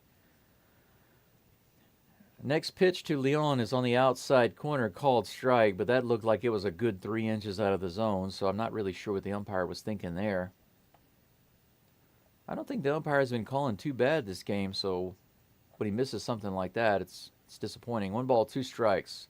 This pitch is also off the plate, but thankfully that one is not called a strike. The count is even for Leon. Yeah, I want to see this guy do well. Astros need it, and he looks like a good guy. He fights this one off and fouls it away. An inside pitch off the fists. 2-2. 2-2, 2 outs in the bottom of the 5th. Crowd gives a little bit of cheering, a little bit of encouragement. Littell's up to 69 pitches, and this one's hit pretty hard. Looks like it. Nope. Siri makes a good catch at the warning track. Looked like it might get to the wall, but he nabs it on the run just by the warning track. Siri just really kind of has a vacuum for a glove today. He's making some good catches out in center field. Got to hand it to him. Good plays, but I'm really liking what I'm seeing so far from Pedro Leon. He is really hitting the ball. He's putting the bat on it. He's having no problems with his eye right now. He's not letting strikes go by. And when he does hit the ball, he's hitting it hard. I'm liking it. If Leon were McDonald's, I'd say I'm loving it. Let's see here. Littell has been a great stopgap while our injured players heal, but I could see him sliding into relief. Gotcha. Yeah, some of these pitchers I don't know anything about. Of course, the MLB is full of more notable and well-known pitchers and players, and so whenever they come in, like, for example, I'm not a Dodgers fan by any stretch of the imagination, and since I'm in Japan, of course, I know about Shohei Ohtani. I knew about him when he wasn't even in the U.S. I'm in Hiroshima, and you probably have heard of Suzuki Seiya, who plays with the Chicago Cubs. He was playing here in Hiroshima while I was here. So I know him, and now the Astros have a Japanese player, Yusei Kikuchi. But sometimes whenever these more known players, like on the Dodgers, I mentioned them specifically because a player like Freddie Freeman, Mookie Betts, these guys are more notable, so whenever they come in, I'm kind of familiar with what they can do and what they're capable of. But I would say that unless it's a more famous pitcher, well-known pitcher, when they come in from other teams, I don't even know how to pronounce their name sometimes, like Littell. I just think I heard somebody say Littell, but some other people are saying Little, and I don't know. But it's interesting to hear about these things because I'm familiar with the so-called stopgap players for the Astros, the guys that come in to try to stop the bleeding or slow it down at least. And that's what people were thinking that Kikuchi was going to be when he came in to, on that trade for the Astros, because the Astros weren't able to get like a really big, amazing pitcher or anything like that. But he had such a phenomenal start yesterday. Tied a franchise record for strikeouts in a row, 8 in a row, 11 for the game. So he performed better than what we were hoping. He didn't just slow down the bleeding, he pretty much stopped it yesterday. Caleb Ward is now in for the Astros on the mound. His first pitch is a strike. I keep meaning to look up Ort's height because, okay, they just said he's 6'4", 250 pounds. He's a big dude. He's about 2 inches taller than me, and I'm not that thick. Second pitch is outside, but he's throwing some heat, 97 miles per hour. The batter, by the way, is Ben Rordvet. Jordvet. the commentators that I listen to, they pronounce his name differently, each of them. He hits it out to left field. It might drop, and it does, right in front of Dubon. That's going to be a leadoff hit for the Rays. They'll have a runner on first base. I'll come back and check the live stream comments in just a second. I appreciate you dropping the comments while you're moving or driving across the country there. That's really cool. I don't have any animosity towards the Rays, so you won't hear me say anything bad about them. If you were a Dodgers fan watching me commentate against the Dodgers, you probably would hear me complain a lot about the Dodgers and my brother and all of that. First pitch strike to Jose Siri, right down the middle, 98 miles an hour. We're throwing some heat. One runner on, no outs for the Rays. 0-1 is the count, and here comes the pitch from Ort. This one's bounced foul for strike 2.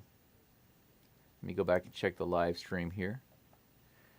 Yeah, far removed from batting champion last year. Had a slow start, but has gotten a bit more consistent as of late. That's good. I hate to see players struggling, especially those who either are brand new or they've established a good career. This is a foul ball, just barely foul. Bregman snatches it right by third base, but umpire says that it's just foul. Probably for the best, because that one would have been a really difficult play. Yeah, just barely past the bag. Bregman was able to get it, but I don't think he would have had any play at second or first. 0-2, the count remains against Jose Siri. No outs, runner on first. Ort gets the call he wants. Here comes the pitch. Woo, that was a steamer, 98 miles an hour, but it was way outside.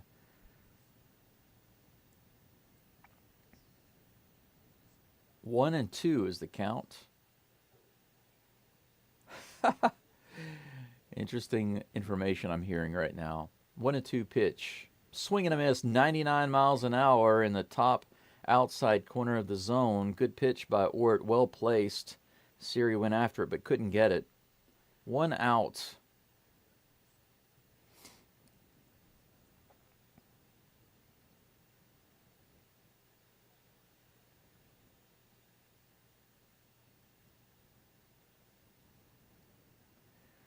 All right, that brings up Taylor Walls. First pitch to him is 99 miles per hour, but he's able to foul it back. He gets the bat on it, just a little underneath it. 0-1 with 1 out. Runner still on first base here in the top of the 6th. This game moves so fast, it's difficult to flip back and forth and look at the comments, right? Another 99 mile per hour fastball. This one is a little high and inside for ball 1. Some tough calls across these first 2 games. Yeah, you're right. Check swings and missed pitchers on both sides. Yeah, and there were a ton of those yesterday. Kikuchi had a lot of check swings.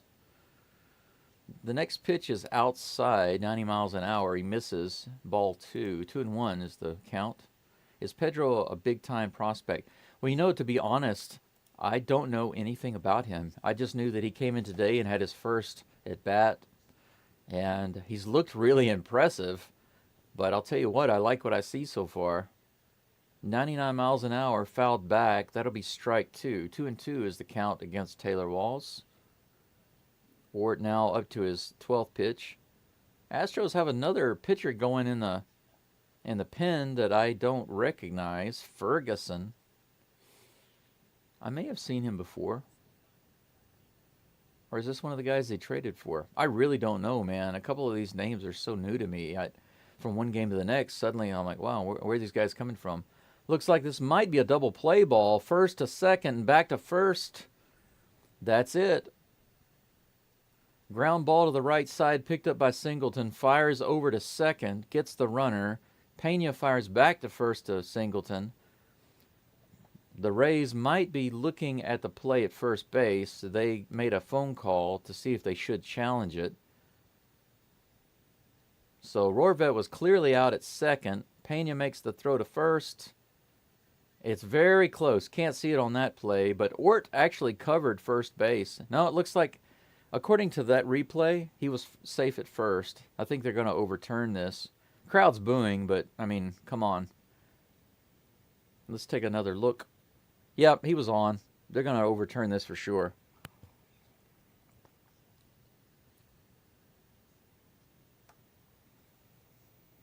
That's strange. The umpire says that the Rays are challenging the out call at second base. That doesn't make any sense because he's clearly safe at first and he's out by a mile at second. Maybe they made a mistake. Yeah, he's definitely out. Pena was on the base when he caught the ball. But the runner at first appears to have gotten his foot on just a split second before, and we're waiting for the call right now. We'll see what happens. This could be the third out of the inning, or we might have 2 outs with the runner still on first. We'll see.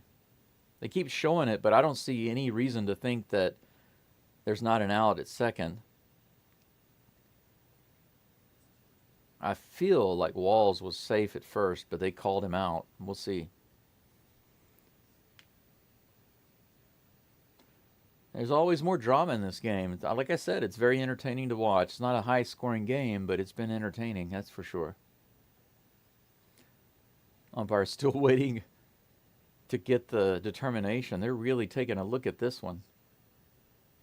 A simple play, but looks like they got a result. Let's see what they say. I don't know why the Rays would challenge the call at second. Rorvet was out by a mile. Pena was clearly on the base.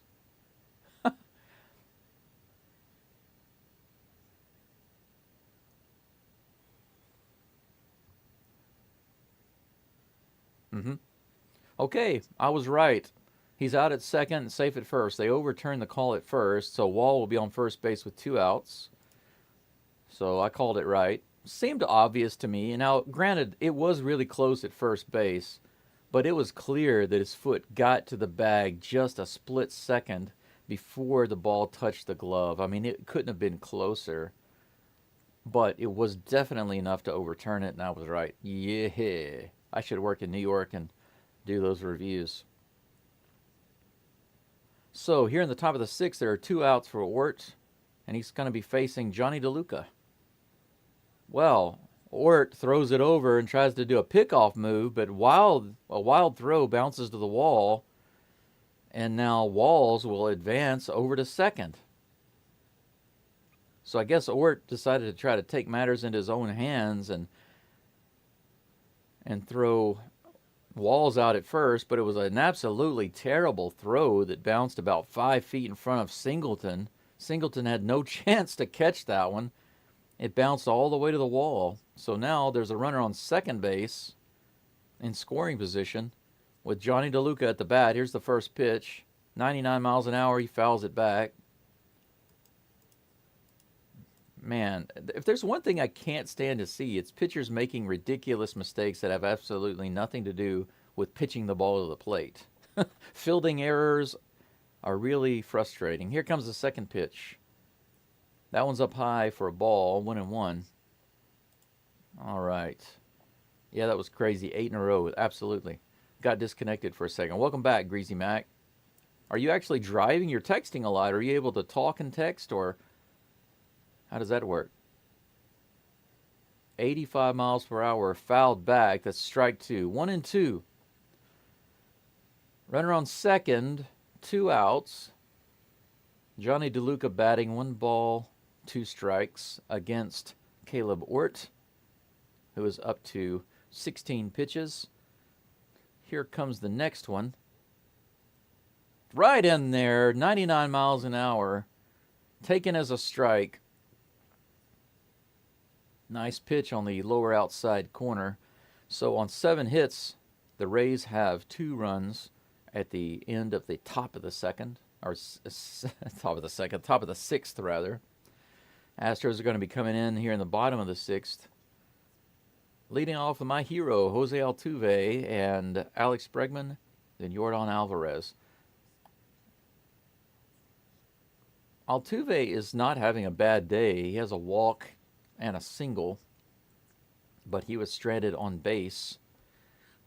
Well, I guess you could say he was forced out by Alex Bregman, who got a double play. Yordan came up after that, had a really nice double.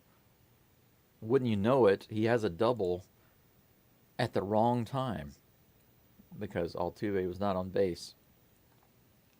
Alvarez has just been so inconsistent over the past several weeks. And he finally does get an extra base hit. Nobody's on. Figures.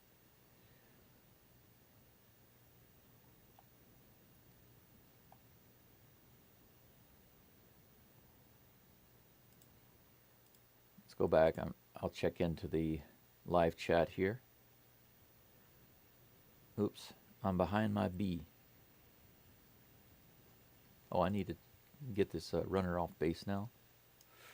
There we go. No runners on.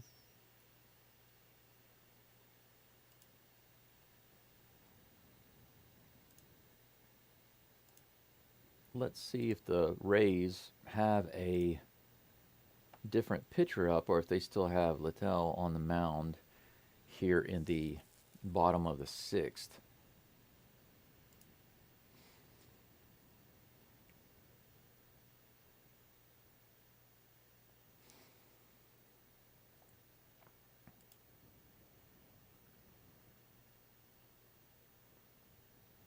Johnny to let me strike out. That would be a funny name. My name is De Let Me Strike Out. I'm from Cuba. I don't even know if that's a good Cuban accent. I'm just guessing.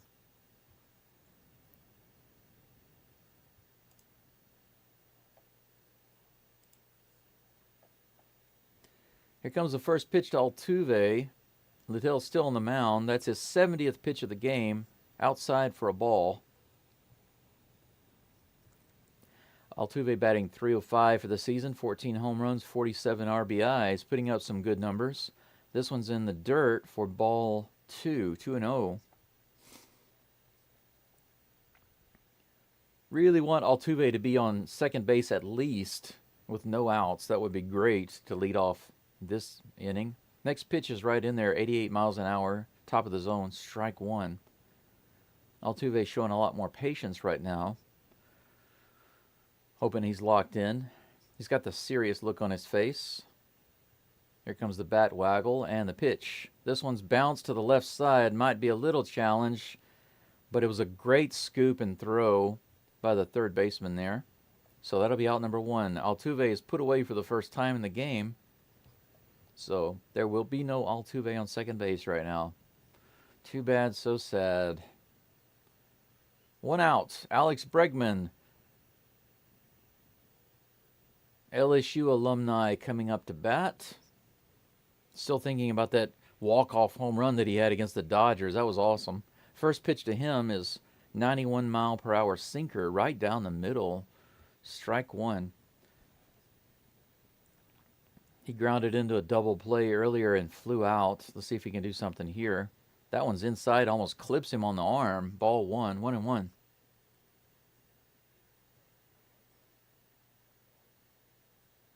Littell looking for the next pitch. He's got what he wants. Comes set, and here's the pitch. This one's hit pretty hard out to left field. Looks like it's going to be just barely foul. What a good rip. Probably just about 5 feet shy of the wall, but thankfully it was foul because the left fielder was over there to cover it. Could have easily caught that for an out. Had too much air underneath it. 1 ball and 2 strikes.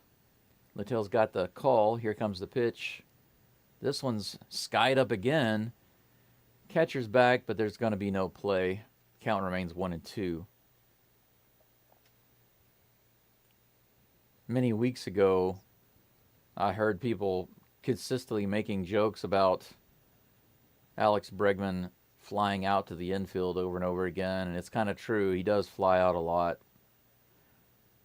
If he gets straighten those out, man, whew. Here comes the next pitch. Swing and a miss. Splitter right down the middle. Bottom kind of fell out a little bit. Bregman couldn't get it. So Yordan Alvarez is due up now with 2 outs, but they're not going to let Littell pitch to him. They've got the reliever coming in from the bullpen.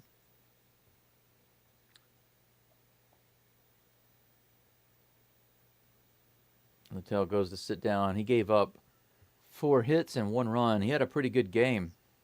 He was able to keep the Astros from advancing any of their base runners. He only gave up the 1 solo shot to Singleton, but other than that, he shut down the Astros through 5 2/3 inning. So good outing for him. Hopefully the Astros can wake up. The Astros have either the best or one of the best batting averages and runs scored from the 7th inning on. Their 7th inning is usually their best inning on average for runs scored. So I'm hoping that they can continue that in this game. I'm actually staying in Baton Rouge tonight. That's funny. Oh, very funny. You can stop by Tiger Stadium at LSU.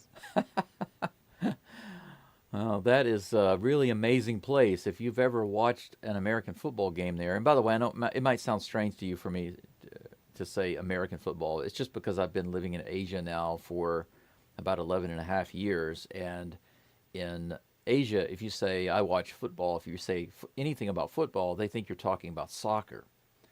So I've just gotten into the habit of saying American football. But basically, college football is what I watch. I don't watch the NFL. I was a Houston Oilers fan growing up. But when they left to Tennessee, I just stopped caring about NFL. And I never became a fan of the Saints. I've never liked the Saints. I have no reason to like the Saints. But interestingly enough, I do like the LSU Tigers. I feel like the Tigers are a good team to root for because they're not like always a contender for the national championship. But they do have a chance to be in the playoffs. They do have a chance every year. They have a strong team. They have an amazing stadium. And the games are almost always interesting. It sucks when they have a losing year, but the really bad losing years don't happen so often. A few years ago when they had the championship victory with Joe Burrow as their quarterback, and they just beat everybody. They went undefeated and won the championship. That was an amazing year. But the year after that, their team was gutted. And they just got destroyed by everybody. It was a tough year to watch those games. The very first pitch by Alvarez is right down the line. The first baseman dives for it, tosses it to the pitcher, but Alvarez actually beats him over. The pitcher didn't get over there fast enough. I don't know how that ball was even fair, but Alvarez got his foot on the bag just before the pitcher did. Oh, I see what happened. The pitcher didn't run over there. It looks like he thought maybe he wasn't going to be able to have a play. But Alvarez beat him by a good 1.5 feet. It's going to look like a single. Yep, it's counted as a hit. So pitching coach is going to come out after one pitch to Alvarez. He's going to come out to the mound and talk to the pitcher. That's a little strange. Yainer Diaz is up to bat now. Diaz has been really hot for the past couple of months.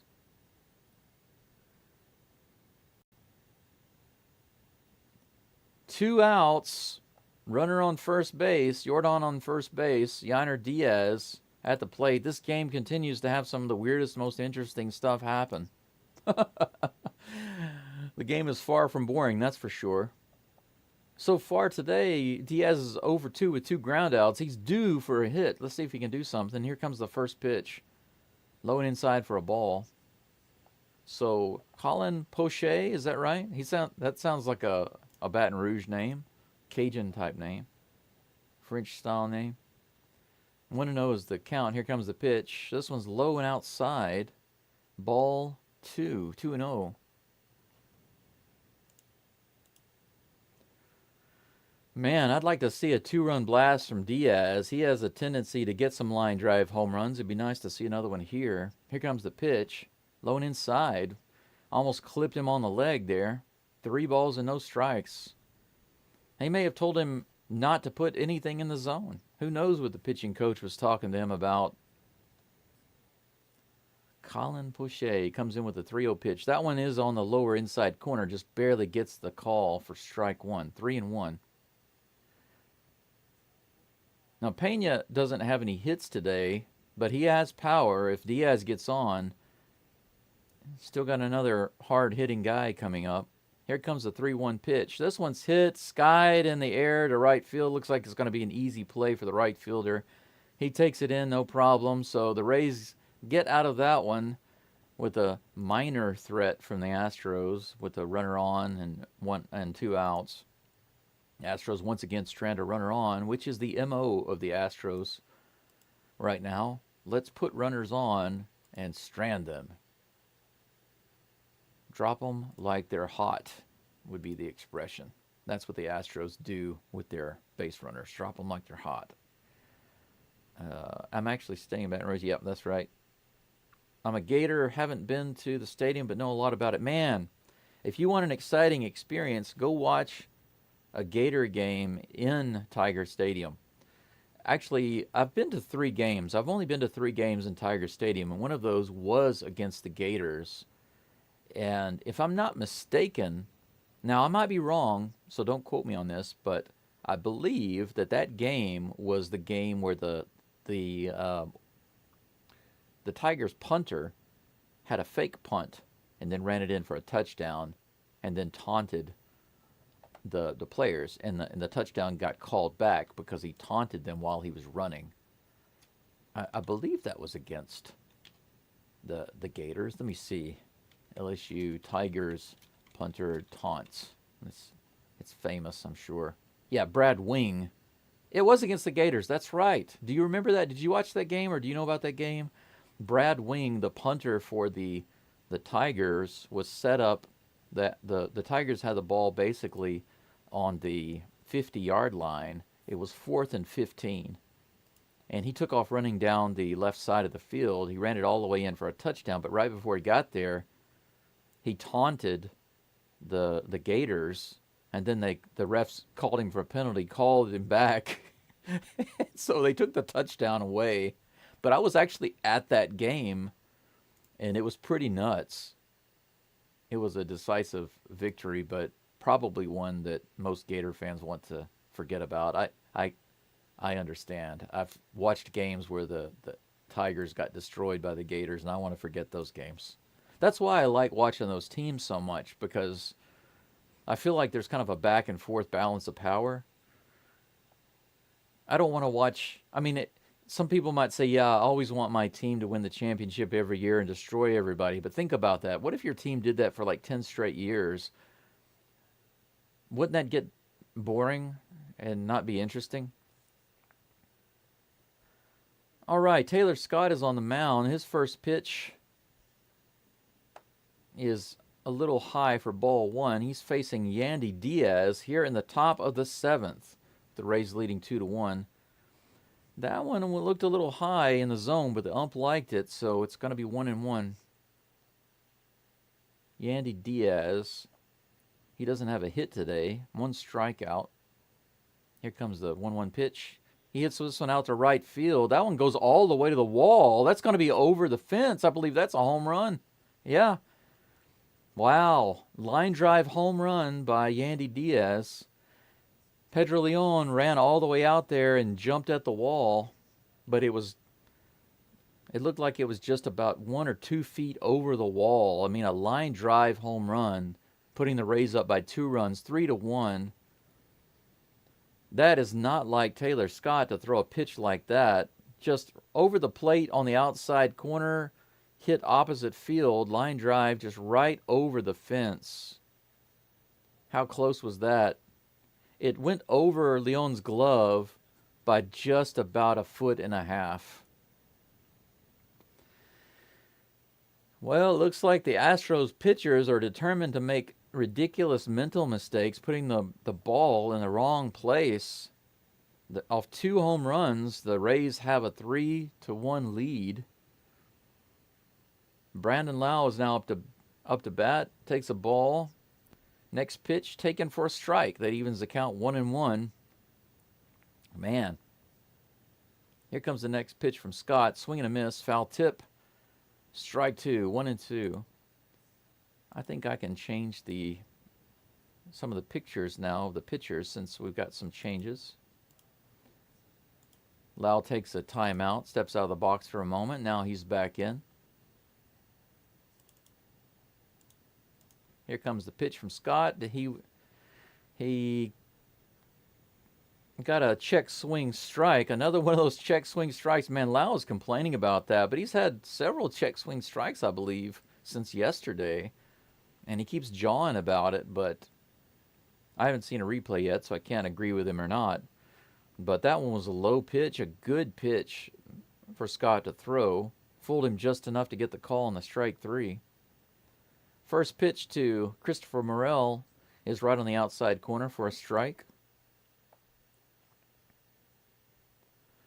1 out, 1 strike.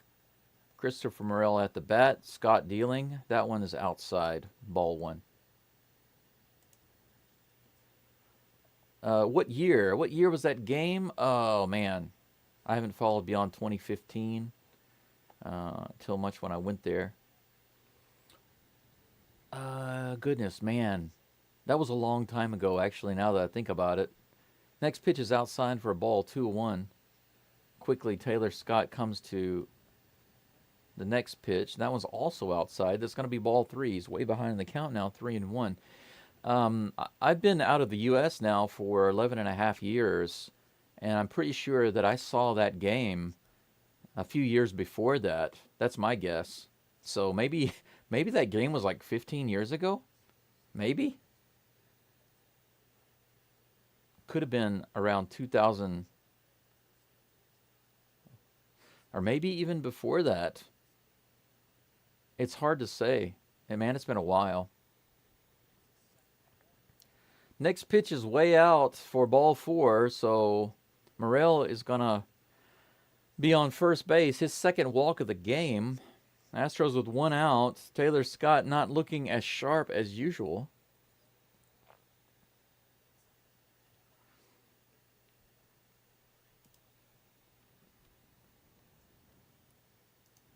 Reopen that closed tab. I want to see if I can pull it back up.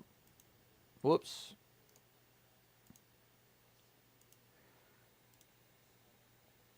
Okay, 12 years ago, it looks like. That game was 12 years ago. Or 13 years ago? Okay, it appears that game, I went to that game just a few months before I left to go to China, actually. So it was maybe 2010, so about 14 years ago, I guess. 2010? Yeah, end of 2010.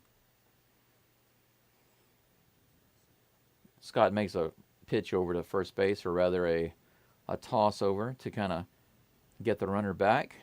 No problem for him. So first pitch coming up to Josh Lau, right on the outside corner, but a little out for the umpire. That'll be ball 1. 1-0. 1 out, 1-0, runner on first, which I need to update. I don't have the runner on. Let me put that on. Sorry about that. There we go.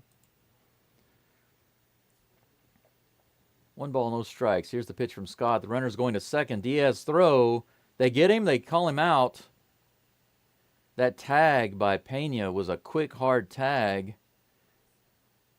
Looks like he might have hurt him a little bit with that tag.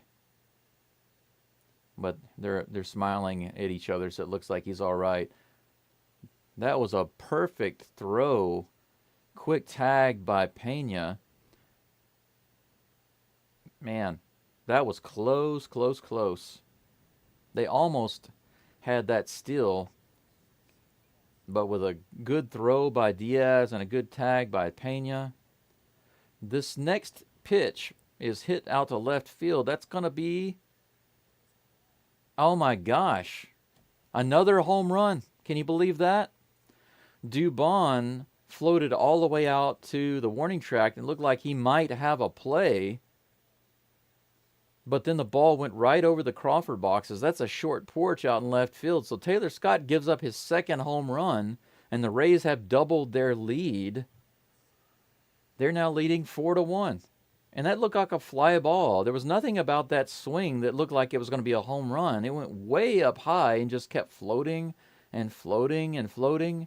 Dubon thought it was going to play off the wall, but it made it over the fence. Absolutely amazing. Nobody thought that was going to be a home run, but it just carried and carried and carried. Taylor Scott making another mistake. Very unlike him. Next batter is Jose Caballero. He comes up and takes two immediate balls. Taylor Scott moving quick. This one is hit high in the air to left field. Dubon comes in to get it, but this one is nowhere near leaving the ballpark, so that'll be out number 3. What a disappointing outing for Taylor Scott. Normally, Scott is just kind of locked down. Scott's ERA right now after those home runs, is 1.67. Prior to that, his ERA was like 1.5 or something. Just has done a tremendous job coming in for the Astros, but made a couple of absolutely lousy decisions that inning and has allowed the Rays to double their lead. The Rays now up to 9 hits and 4 runs going into the bottom of the 7th. The Astros only 1 run on 5 hits and 1 error. Absolutely crazy. All right, let's check these. The Yandy Man can.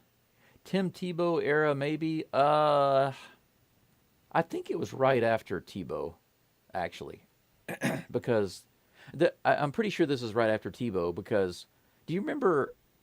Now this is just my memory we're going on here, but I believe that after Tebow left, the Gators had a time where they were just really, really bad and they struggled, and I believe that it was during that time. Because if they had had Tebow, it would have been a really difficult game for the Tigers. I believe that the Tigers were actually winning that game so badly that my brother wanted to leave early. He wanted to leave before it was like at the very beginning of the 4th quarter. He wanted to go, but I didn't want to go. I wanted to stay and watch the game, but he didn't care anymore. He was like, "It's over," but I wanted to stay. That's sick that you went to China. I always wanted to go. I studied Chinese middle and high school for 6 years, but had to drop it in college.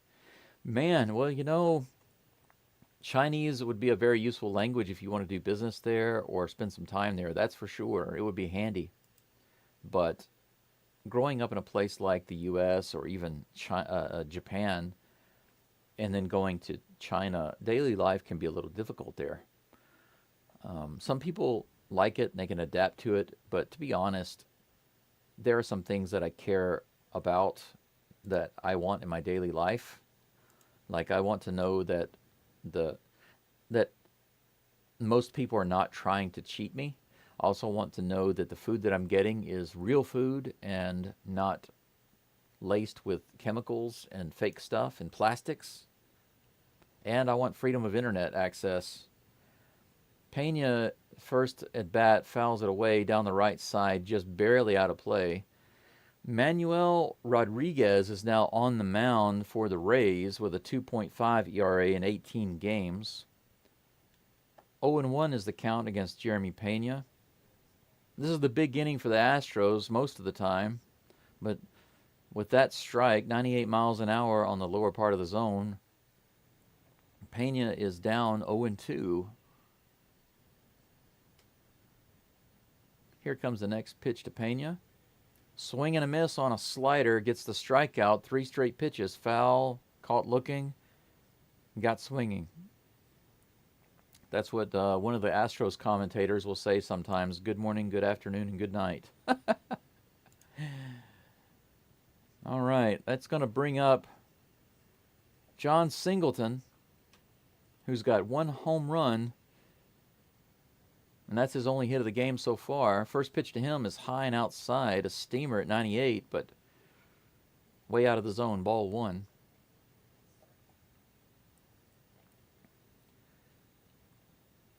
Rodriguez brings in the pitch. This one's hit hard down the first base line, but foul. John Singleton got around that one way too early. But he ripped that one down the line. That was a hard hit ball. 1-1 is the count. Here comes the next pitch. Right down the middle, 98. Foul to the left side.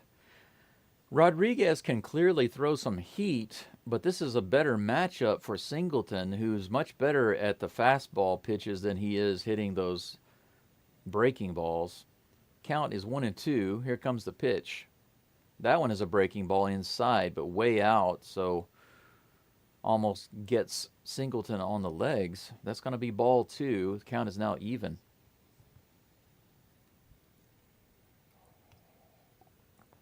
Here comes the 2-2 pitch with one out. This one's high in the zone, fouled back. Singleton getting the bat on all of those fastballs, but hasn't straightened them out. Came really close with that one rip down the first baseline. Let's see if he can straighten one of those out. 2 home run game, Singleton, let's go. 2-2, one out. Here comes the pitch. Another fastball, 99 miles an hour. Singleton got around just a little too late on that, fouls it away. Big line drive out into left field and sails into the stands. Count remains 2-2. Putting up a good at bat here against these fastballs. Here comes the 2-2 pitch.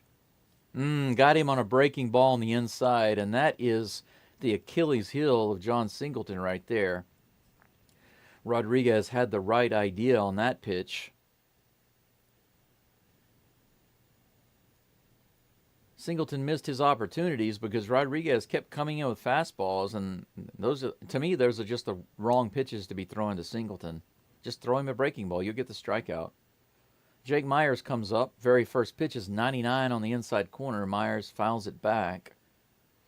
So it looks like Rodriguez, his primary weapon is to just throw these fastballs, but Astros are making contact with those. Here comes the next pitch. Slider. Swing and a miss for strike two. Jake Myers, the 0-2 guy on the Astros team, so many times starts off with an 0-2 count. Rodriguez takes a quick break, grab the rosin bag. Myers steps out of the box, quickly comes back in.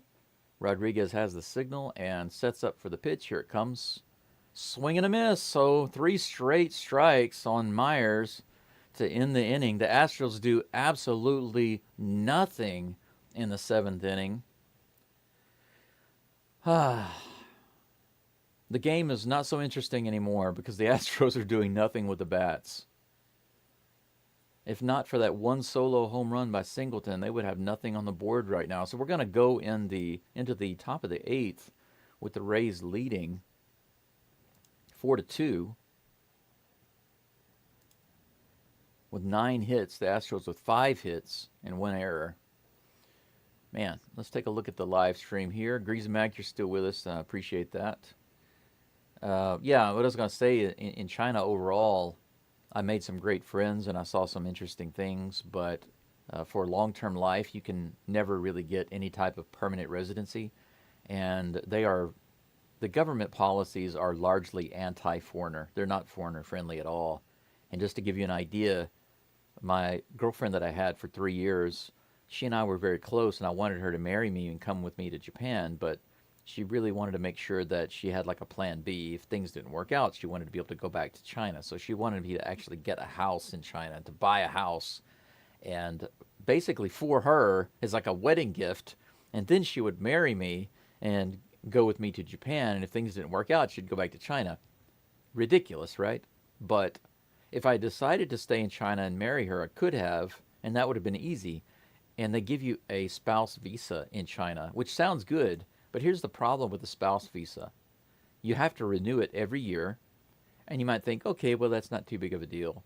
Well, it is, because guess what? When you're on a spouse visa, it only gives you the permission to be in China and live there, but you don't get to work.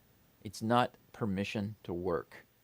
It's just permission to be in China. That's it. So if you want to get a job and work in China legally, you have to get a work visa. Now, here's the thing: the work visas are only good for a year. So you have to keep getting a job or keep your job and get your visa renewed every year while you're living in China if you want to keep working. It's a really ridiculous system. And the idea of getting permanent residency in China for a foreigner, practically impossible. It's just not a good long-term solution for foreigners. And with all the oppression of the the websites, the internet, it's too frustrating. Just too much for daily life for me. We are now on the top of the eighth with Caleb Ferguson on the mound for the Astros. First pitch to Ben Rortvedt is a strike. Okay, so this is Ferguson's debut with the Astros. He was a former Dodger and Yankee, and he was traded for by the Astros right at the deadline. So fouled away for strike two. Rortvedt batting against Ferguson. Here comes the next pitch. That one bounces in the dirt for ball one, 1-2. A few of that stuff, yeah. I moved to Japan basically right before the pandemic and lived in Tokyo for a year. After that, I went to Hiroshima for work, and that's where I've been ever since. The 1-2 pitch just barely misses on the outside. The count's even 2-2. Greasy Max says, I've heard they're relaxing some visa policies because how tough tourism industry has been there for a bit. Well, getting a visa in, if you're talking about China, it's not difficult to get a visa. That pitch is called strike three. Rortvedt didn't like it. He looked at the umpire and complained, but we all know that the umpire is not going to change his mind. And that was a breaking ball right in the bottom of the zone, so you can't really argue with that. That's the kind of pitch you cannot take. If you have two strikes, you cannot take a pitch like that. These major league guys, sometimes they just whine over stuff, and I don't understand why they waste their time. Strike one on Jose Siri, right in the zone. No balls, one strike, one out here in the top of the eighth. Caleb Ferguson coming in with the second pitch. This is grounded, backhanded by Pena, and one hopped over to Singleton, who makes an amazing catch on the one hop at first base. Ferguson applauding the play. A great play on both ends. Pena with a backhand, a leaping throw over to first base, and on a short hop, Singleton scoops it up and gets the out. To get the second out and prevent a base runner. Yeah, Ferguson should be applauding that. That was amazing. That would have been a base hit for sure. Two outs. First pitch to Taylor Walls is high for ball one, 1-0. So we get to see more interesting things, but the Astros need to give me some more runs so I can enjoy this game a little more. Next pitch is low and inside for ball two, so Walls is ahead in the count, 2-0. Ferguson looking for the call. He's got what he wants. Here comes the pitch. This one's right down the middle, skied high on the infield. Who's going to get it? Looks like Altuve's under it. He's got it, no problem. That'll be out number 3. So in his Astros debut, 3 up and 3 down for Caleb Ferguson. I wasn't expecting that, but he did a heck of a lot better than Taylor Scott, and Taylor Scott has been almost lights out. Excellent performance, holds the Rays down in that inning, thank goodness. Total stats right now are Rays with 9 hits, 4 runs, no errors. Astros with 5 hits, 1 run, and 1 error. Going into the bottom of the 8th, Mauricio Dubon will be up, followed by Pedro Leon, and then Jose Altuve.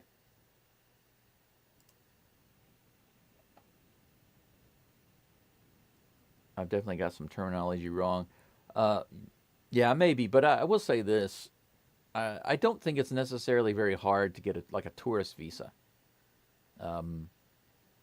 China is not one to release or rather relax their visa laws. For example, they've made them much more difficult towards Japan. And the policy between China and Japan for a long time was pretty consistent. There are several areas within China that are known to be high crime areas, and many criminals come to Japan from those areas. So Japan restricted those visas. Very difficult for Chinese from those areas to get those visas, and it's just been that way for a long time. But during the pandemic, from through the pandemic, some of the policies have changed, and at the end of all of that, basically what happened was China has wanted Japan to relax their visa requirements and let more Chinese come into Japan to do all sorts of things. But Japan has not allowed that because they, not only Japan, but everyone else looking at the situation can see that those policies would be completely detrimental and not helpful at all to Japan. But China wants that. So right now there's a bit of argument between China and, well, it's mostly on the China side because, Communist Party always wants to have their way. They want to bully everybody into doing what they want. And I don't think that they've changed really any strong visa policies towards Americans. But you can definitely go get a teaching job there pretty easily, and the pay is not bad. But you have to accept life in China and the difficulties and the fun that comes with it. First pitch to Dubon, Edwin Uceta is on the mound for the Rays. They've got another pitcher. Next pitch is fouled away. Quickly 0-2 on Dubon. Third pitch is outside for ball 1-2. Quickly, Uceta is moving through the count. Taylor Walls has to have dirt on the Rays. I don't care if he can play three positions. He can't bat above 150. Pretty interesting. Dubon hits one up. It's going to be foul ball, but catchable by the catcher. He gets it no problem, puts Dubon away. It always sucks to foul out behind the plate. Dubon is out. They show a couple of kids, a couple of Astros fans in the crowd. They're sitting there looking really bored. I can't blame them. It's kind of the way I feel right now. I feel sad. That brings up our new guy, our new MLB guy, Pedro Leon. He's been looking pretty good today. He's got one single and a fly out. Here comes the first pitch to him. That one's right on the inside corner, 96 miles an hour for strike one. He shakes his head a little bit. Wasn't an amazing pitch to hit, but it was on the corner, so can't blame him for not swinging or swinging. He does swing on this one, and this one is not a good pitch. Low and away. Complete miss for strike two. 0-2. Uceta is quickly ahead of Leon. Would it be nice to see a big hit right here from Leon? Here comes the third pitch. That one's also low and away, but he doesn't go on this one. Ball 1-2. 1 out right now. 1-2 is the count against Leon. If he could get on base at least, he could maybe get the Astros going here. This one is fouled back. Nice cut. Ball right in the zone. Stays alive. 1-2.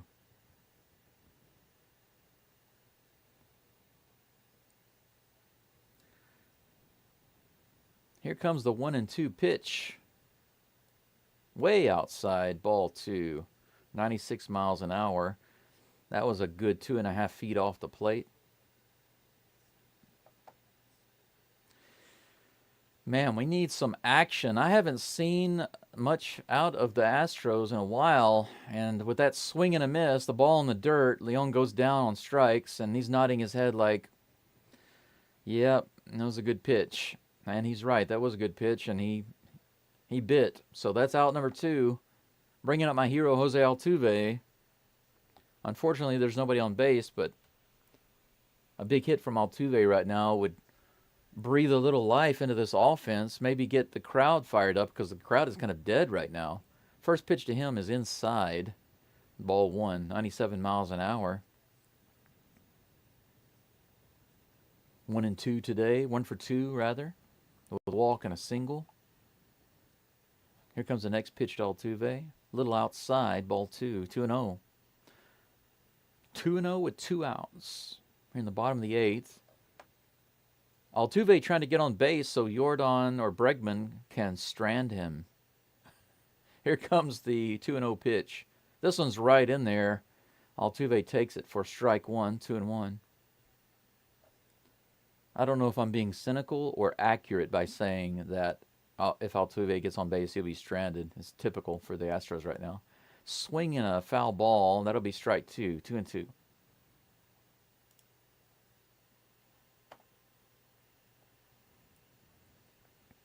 Yeah, man, it's difficult dealing with players who don't have a consistently decent batting average. Here's the 2-2 pitch. This one's grounded to the shortstop, and he's going to have an easy play over to first base. No problem. That's out number 3. The Astros once again lie down and don't fight at all in the bottom of the 8th. On just 5 hits, they've got 1 run off a homer by Singleton. They've done nothing. So the Astros only have 1 more inning to do something. Down 4-1 to the Rays. Oh, man, these games are difficult to call because, right now, if you look at my channel, guys, just to give you some quick, really updates about why I'm doing this. Maybe it doesn't really matter. Who cares? But essentially, I left the U.S. a long time ago, 11 and a half years ago or so. Spent about 7 years almost in China teaching and working over there. During that time, I was able to travel to Japan and some other countries in East Asia. Spent a ton of time going around Japan and seeing different countries. Decided that I really wanted to be here, and I moved here roughly 4.5 years ago. And because of no work during the pandemic, I was forced to move to Hiroshima for a job. And 2.5 years ago, roughly, almost 2.5 years ago, I started having a really hard time with my health. Found out that I had a cancer tumor on my right kidney, which is really big. Too big for them to take out. So I've been, alternating between trying to take medicine to shrink it so I can have surgery and taking medicine sometimes for pain. Luckily, right now, I'm not having enough pain to take pain medication, so that's good. But I couldn't work. Went back to school to study Japanese because you can't be in Japan or China without some type of work visa or student visa. Can't just be there, right? You could be in Japan for up to 90 days with tourist visa, but you can't have an active Japan bank account. And that's the thing. My life was here. This is where I want to be, in Japan. So I had a house. I still do, but I got a house, I got a car, I got my license, I got my bank accounts, I built my life up a little bit. And then this cancer thing caused a big problem for me because if I'm not working, I can't have a work visa. A friend of mine was able to loan me a ton of money to pay for tuition and go to my school. And luckily, I was able to get that student visa. It has been a struggle for me, but I'm studying full time right now here in Hiroshima. Brandon Lau comes up, and the very first pitch from Caleb Ferguson goes into right field. He's got a single, leadoff single. 1 pitch by Ferguson, 1 single. So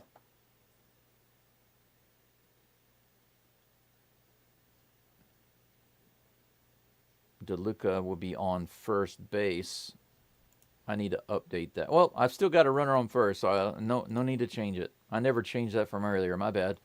That brings up Yandy Diaz. First pitch to him is low and inside for a ball. Anyway, long story short, I decided to start this channel because I'm having to do online teaching at home. It's too difficult for me to go out and do a part-time job. I started this channel as a way to hopefully build up a following and eventually be able to make some extra part-time income here. Diaz hits it down the right field line. It goes all the way out. Bounces up into the crowd. The crowd gets it. Looks like it's going to be an automatic double for Diaz. That was a strange play. At first, Diaz didn't think it was going to be fair. He hit the ball and just kind of stood there, but it landed right on the line. Yeah, it landed less than a foot inside. It was fair. But when it bounced up, it hit a fan in the stand. So Pedro Leon didn't run over there. It's a ground rule double. Rays are going to have runners on second and third with no outs. First pitch to Lau is fouled back for strike one. Pretty crazy. Once again, the game stays crazy. Runners on second and third with no outs. Rays trying to make sure that the Astros stay down and don't try to get up. Wow. This one's hit to the right side. Singleton dives, but is not able to get to it. 2 runs are going to score. Both guys are going to be able to get in no problem on that slow hit just to the right of Singleton. I'm not sure why he was playing so far off the bag. There was a big gap between first and Singleton. That would have been a difficult catch anyway, but man, why was Singleton playing so far over? My goodness gracious. 2 more runs score. It's now 6-1. This game is over. That brings up Morel. This might be a double play ball. The Astros do turn it over. A ground ball over to Bregman, who tosses to Altuve, and then over to Singleton to get the double play, but despite clearing the bases, there are only 2 gone, and the Astros are just hopelessly down by 5 runs. So Caleb Ferguson, after having an amazing first inning with the Astros, decides to just have a breakdown, the same kind of breakdown that Scott had. Let's just give up runs, guys. 12 hits now for the Rays. Oh, excuse me. Goodness gracious. That one is outside for ball 1 to Josh Lau. Here comes the second pitch. High for ball 2, 2-0. Ferguson creeping close to 20 pitches.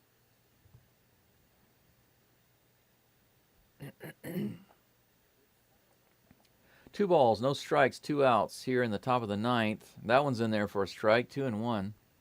Goodness, man.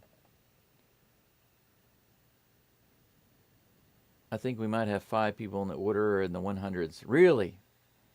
I have noticed a few of those, so I believe you. Whoa! That pitch almost takes off Josh Lau's head. Glad he was able to get out of the way. That was a terrible pitch. That's going to be 3-1.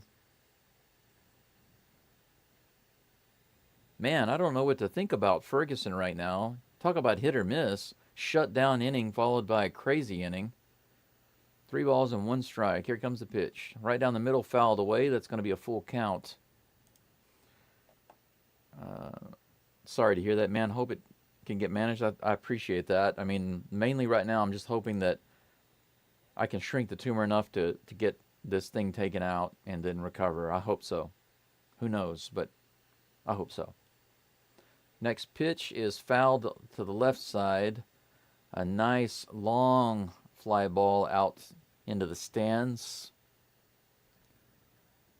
Count remains 3-2.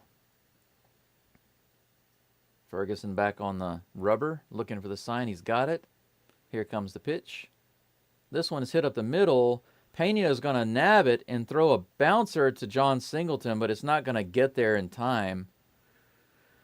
That ball was right up the middle, not hit very hard, and Pena did field it and get the throw over to first. It was a 2-hopper to Singleton. Singleton actually didn't field it cleanly, but even if he had, it wouldn't have mattered. Lau was able to beat that one easily, so he's probably going to have an infield hit. Yeah, Pena wasn't able to get any beef on that throw. It was another one of those spin around whirlwind throws. It looked like a video game move more than a real world move. So 2 outs, a runner on first base. Oh, I didn't update my runners again. This is what happens when the Astros aren't playing well. I'll start caring less about paying attention to what I'm doing. Jose Caballero comes up. 2 outs, runner on first base. Ferguson about to deliver his 24th pitch of the game. Here it comes. Right on the inside corner. Strike. 90 miles an hour. Man. Caballero doing a little warm-up swing. He's ready to go now. Here comes the pitch from Ferguson. Inside corner. Just missed. Ball 1. 1-1. That could have gone either way.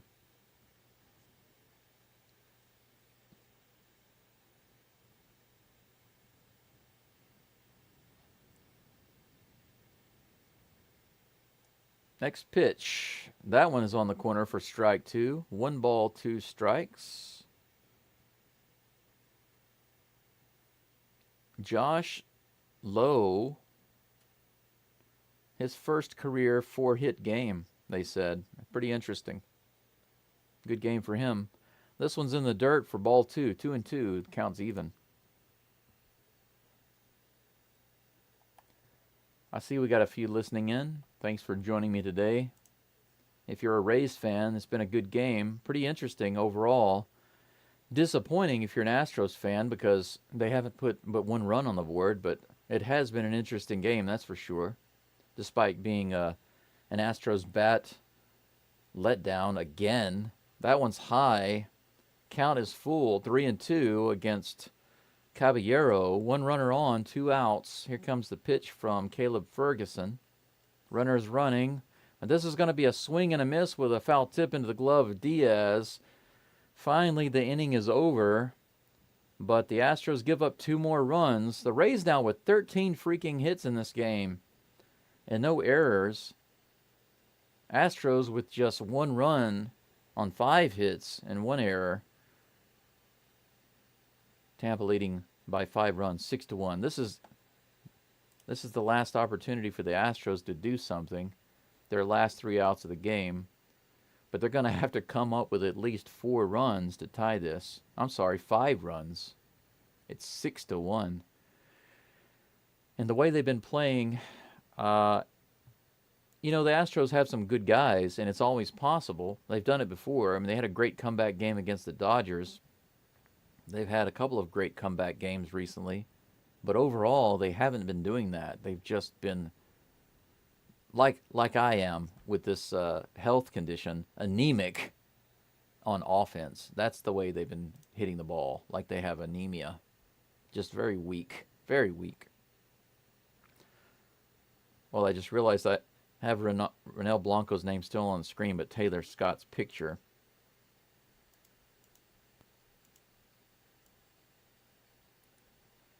That's definitely incorrect. But I don't have any picture of Ferguson yet.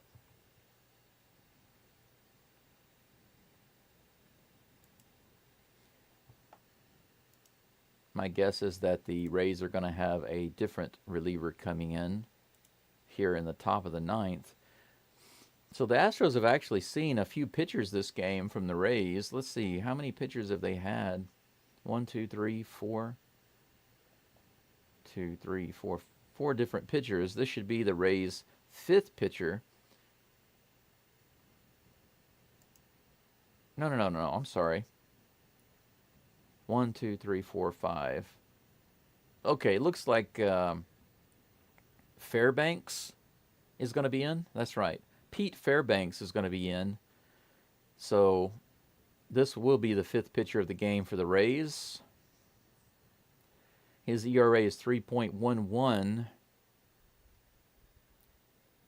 Alex Bregman, LSU guy, is up 0 for 3 today. The double ground ball, or rather a double play ground ball, fly out and a strikeout. Something going on here. The ump has stopped the play for a minute. Oh, they said that somebody was in the outfield. Or something was in the outfield, rather. And I guess somebody threw something in the outfield. Siri grabbed it and tossed it out. Now we're ready to go. Here comes the first pitch to Bregman. Right on the inside corner, 98 miles an hour. That's a strike. Fairbanks looks like a big guy. He looks pretty big and tall. 0-1 is the count. Look on Fairbanks' face. It looks like he's scared. 99 miles an hour, fouled away to the right side. 0-2 on Bregman.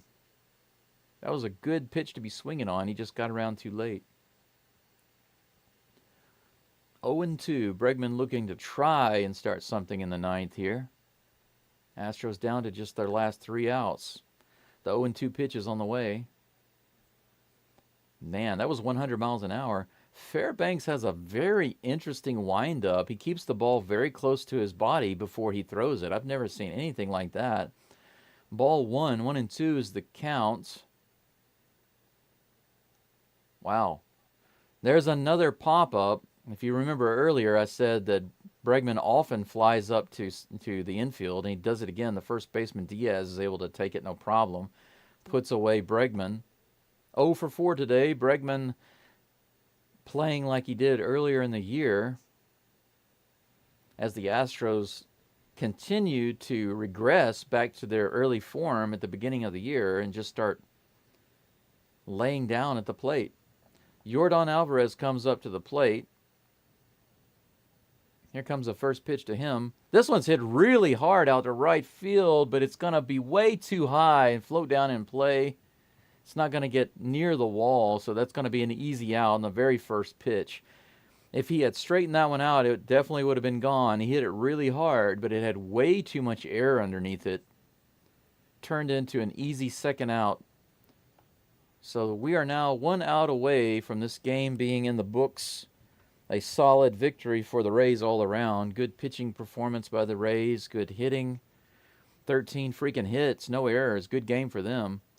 Yainer Diaz comes up and looks like he's going to ground out to the shortstop, and he does. That's going to do it for this game.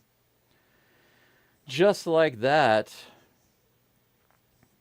on about 5 or 6 pitches, Fairbanks gets through the 9th inning and ends this game. That's where it's going to stop right there. The Rays are going to win this one over the Astros handily, 6-1, with only one solo shot from John Singleton in the 2nd inning, putting the Astros on the board. The Astros having 7 straight scoreless innings with only 5 hits. An absolutely terrible game for the Astros. One of those games it's really hard for me to call because, I mean, it's not fun to call a game like this when your team is just performing so lousy at the plate. But I will say that this was an interesting game because of all the weird things that happened in it, although it was a complete disappointment. I'm going to give you a quick update of a recap of the game and then let you know what's coming up after that, because the Rays have one more game in this 3-game series in Minute Maid Park. The next game is tomorrow. I believe the time is going to be much earlier. Let me check the time. Yes, that's right. For me, it's going to be 3:10 in the morning, or in the middle of the night, rather. And I do plan on calling this game, guys. So I'll be back again tomorrow. And I'm going to try to go to bed early tonight, as early as I can. I'm probably going to get about 4.5 hours of sleep. If I'm lucky, 5 before I call this game. But the Rays tie up the series 1-1. The tiebreaker for this series will be tomorrow. I hope to see you then. But here's the quick recap of the game. In the bottom of the 2nd, John Singleton for the Astros was able to get a solo shot, 352 feet on a full count, to score not only the first run of the game, but to put the Astros up by 1. From there is just all Tampa Bay. In the top of the 5th, it started with a home run off Blanco. Blanco was getting out of trouble and not having a bad game at all up until that point. But suddenly, the 2-run homer from Josh Lowe put the Rays up 2-1, and from there was no looking back. In the top of the 7th, Taylor Scott was in pitching for the Astros, and Diaz for the Rays homered to right, giving the Rays another run, 3-1 at that time. And then Josh Lowe came up again and hit another home run, this time to left field, a very short home run. His first home run was 373 feet to right field. His second one was 339 feet to left field. It's a very short a very short field out there, and that put the Rays up 4-1. And whenever the Astros got into the top of the ninth, their new pitcher decided that being down by 3 runs isn't enough. Let's give the Rays a couple more runs. He gave up a single to Lau, and that scored two guys from second and third. DeLuca and Diaz scored, and that put the Rays up 6-1, and that wound up being the final score.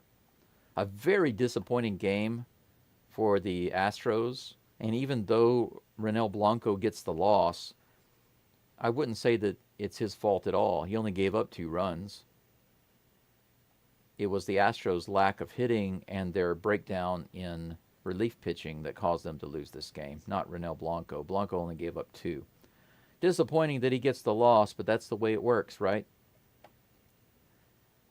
A very interesting, weird game, but disappointing game for the Astros. Now, let's take a look at the game for tomorrow, give you a quick preview of what I know as of right now.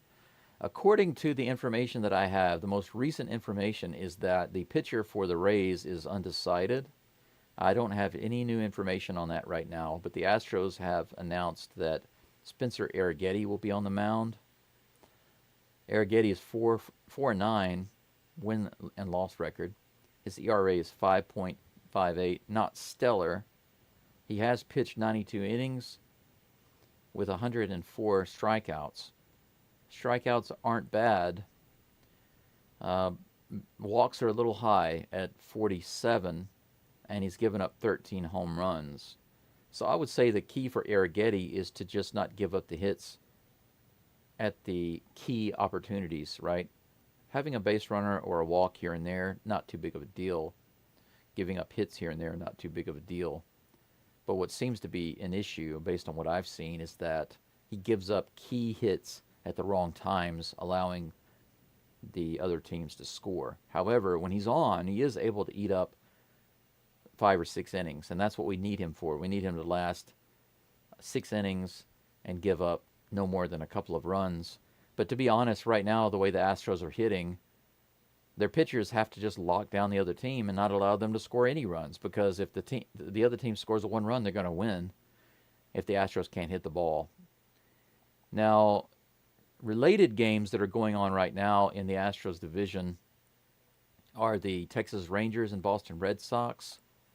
Now, Texas is several games behind the Astros, so it's not an immediate threat, but it's always nice to see the Rangers lose. Unfortunately, they are beating the Red Sox right now in the top of the 8th, 7-4.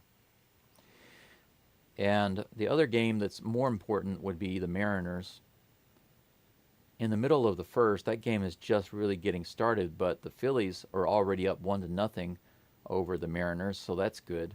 The Astros need the Mariners to lose this game in order to retain first place, because the Astros were technically in first place, although they are tied with the Mariners, but by percentage point, they are just in first place by the skin of their teeth. If the Mariners lose this game, the Astros will be able to retain their first place by the skin of their teeth, but if the Mariners come back and win, then they will take control of first place. The Astros just seem determined to let the Mariners hang around. Ever since they got to first place, the Astros have just been a mid team. They went crazy all the way up until the All-Star break, and they've struggled a little bit with inconsistency since then, and they haven't been able to take charge of the division. That's going to be it for today, though. That's all the updates I have for you. I hope to see you guys tomorrow. I may not be doing a summary video for this game. I haven't decided that. It depends, because I'm quite busy on the weekends with teaching online. But remember to like and subscribe if you haven't already. And at the very least, like the channel. We had a Tampa Bay fan. I hope you come back. Greasy Mac, thank you for being here today. And wherever you're going or whatever you're doing, I hope you're safe and have a good time. If you do have time, you're welcome to come back and listen in tomorrow. And I understand if you don't subscribe because you're not an Astros fan. But for those of you who aren't fans of the Astros but are listening in for the Tampa Bay game, still like the channel if you have an opportunity. And anyone who's interested in donating, I do have a link for that. It would help out with my expensive medications. It's darn expensive. Probably some of you have relatives, or maybe yourself, you've had to deal with cancer or some other disease. And going to the hospital regularly and paying for the medicine can be very expensive. And right now, it's my biggest expense. You can add up all of my regular expenses, and it's still less than my medicine and my hospital expenses. So I appreciate your support. But that's all for now. Thank you so much for being here. I hope you have a great morning, afternoon, or evening wherever you are. And